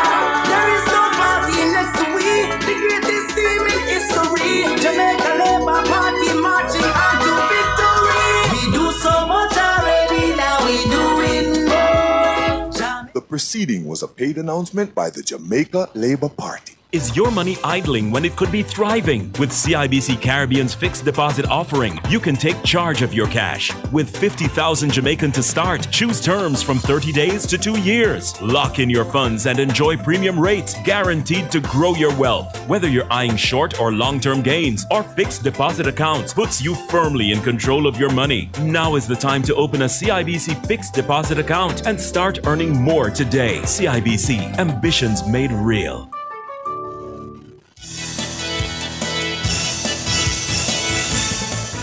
We're on the final lap now, 10 minutes to go. Errol, you're up next. Good evening. Good evening, Errol. Bless up. Log on. How are the Chevron? Ricardo. Oh, Ricardo and Sanjay. Hi, Westmoreland, Bridget. How you doing? How are you, Westmoreland, Bridget? Yes, man. Well, because they are taking chaka opposition and Ian skill. Don't have your place there, you know. No, man, Ian not on my side. My party is central. No, Errol, a central Westmoreland you come from. Central? Mm-hmm. Well, me see them a campaign from East, Central and West. You understand? End up in a green deal, you know, with a little crowd and say, boy, they win back them whole GC. You understand? Yes. You have nothing sensible to tell the people them. Ian skill. But that's Western. That's Western. Yeah. I don't then that green deal I know. Ian skill I tell them say boy then win back the GC. But when me have to tell them say come the church, them no have no seat at Westmoreland. All GC gone green. You hear that? I hear you. Where you get that from? Where you get that from, Errol? Ricardo, where else, man? We're going with Westmoreland, man. We're going with Manchester, 4 seats clean. Look here, don't cliff, you know. Cliff, come test me with the man. I'm here to carry my working in shell, you know. Okay.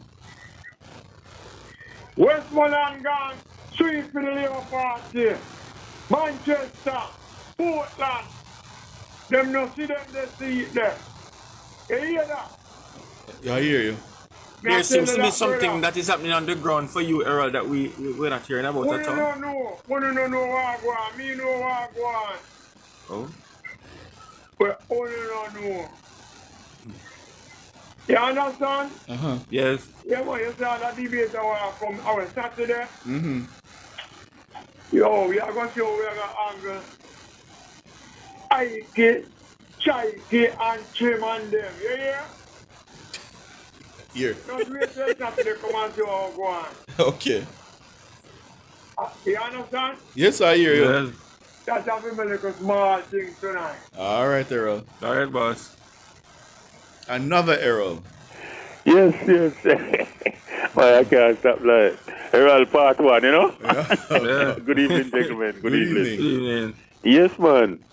And you say any government where you say bring down crime deserve to stay in power. Because, you know, Ricardo and Sanjay. Yes. Yeah. I you know, that thing where I think was a mountain, you know. Well, I never know I would live to see you know a time that we can say, you know, it's on the decline. It's on the decline. And I think if our government managed to do that, them deserve to stay in power. But then continue the good work. We know I'm going to stop it. And you know, another thing what I look at too, you know, is the economy. You know, economy is lining up perfectly to take off. As them that say, but our take off a different take off in the right direction. I think this government deserves a third term. I think you see one of the hardest things, is to go put in a man where we're not sure the uncertainty we're surrounding. But we have an idea already, We have an idea because we saw them manage the economy in the past and it wasn't great, So why should Jamaica take a chance? Why should Jamaica take a chance? I say, let's sleep in dark lie, man. Let it continue. Let the government continue the good work. I think, to be honest, this world is heading to be a third world country, first class. Because what I'm looking at, Ricardo and Andre. Mm-hmm. Yeah, we remember, we can't go United States again, with how Trump behave, So we need 56 things a year there, Because we don't have nowhere for run go. You understand? And if we don't get things right, I tell you, that's why we cannot afford to take any chance. But the PNP saying that time come. Time come because for what? Because for people what? not feel. Yeah, tell you what I'm saying. People not feeling feeling it on the ground. Well, I to be honest, I hear that on the road, that the high cost of living and so on.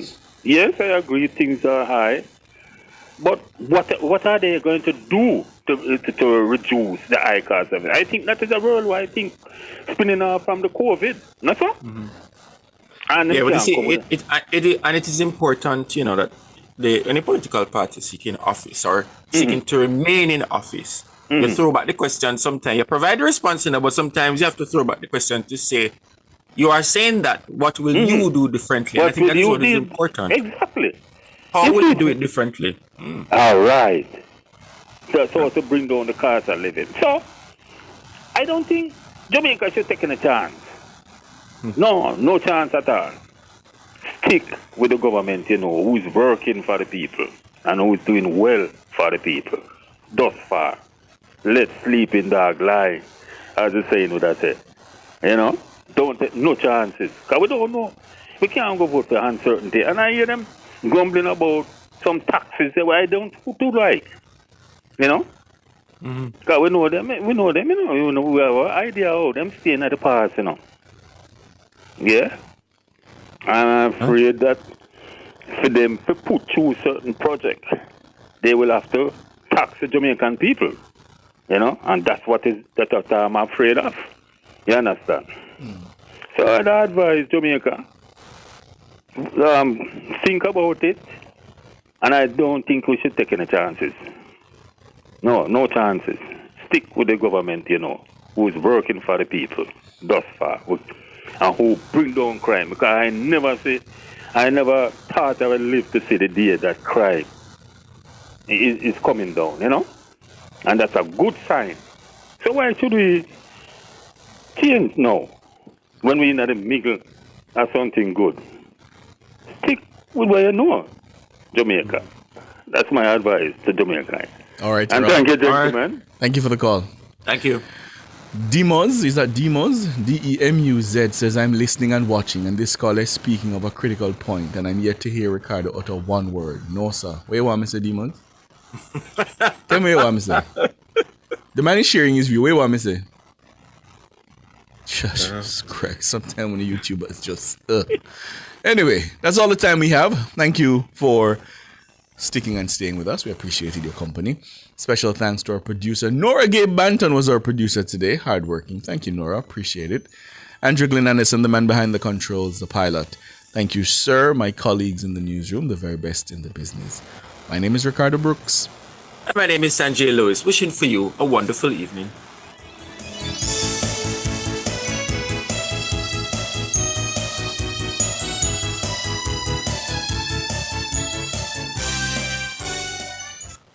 Tana, make me tell you about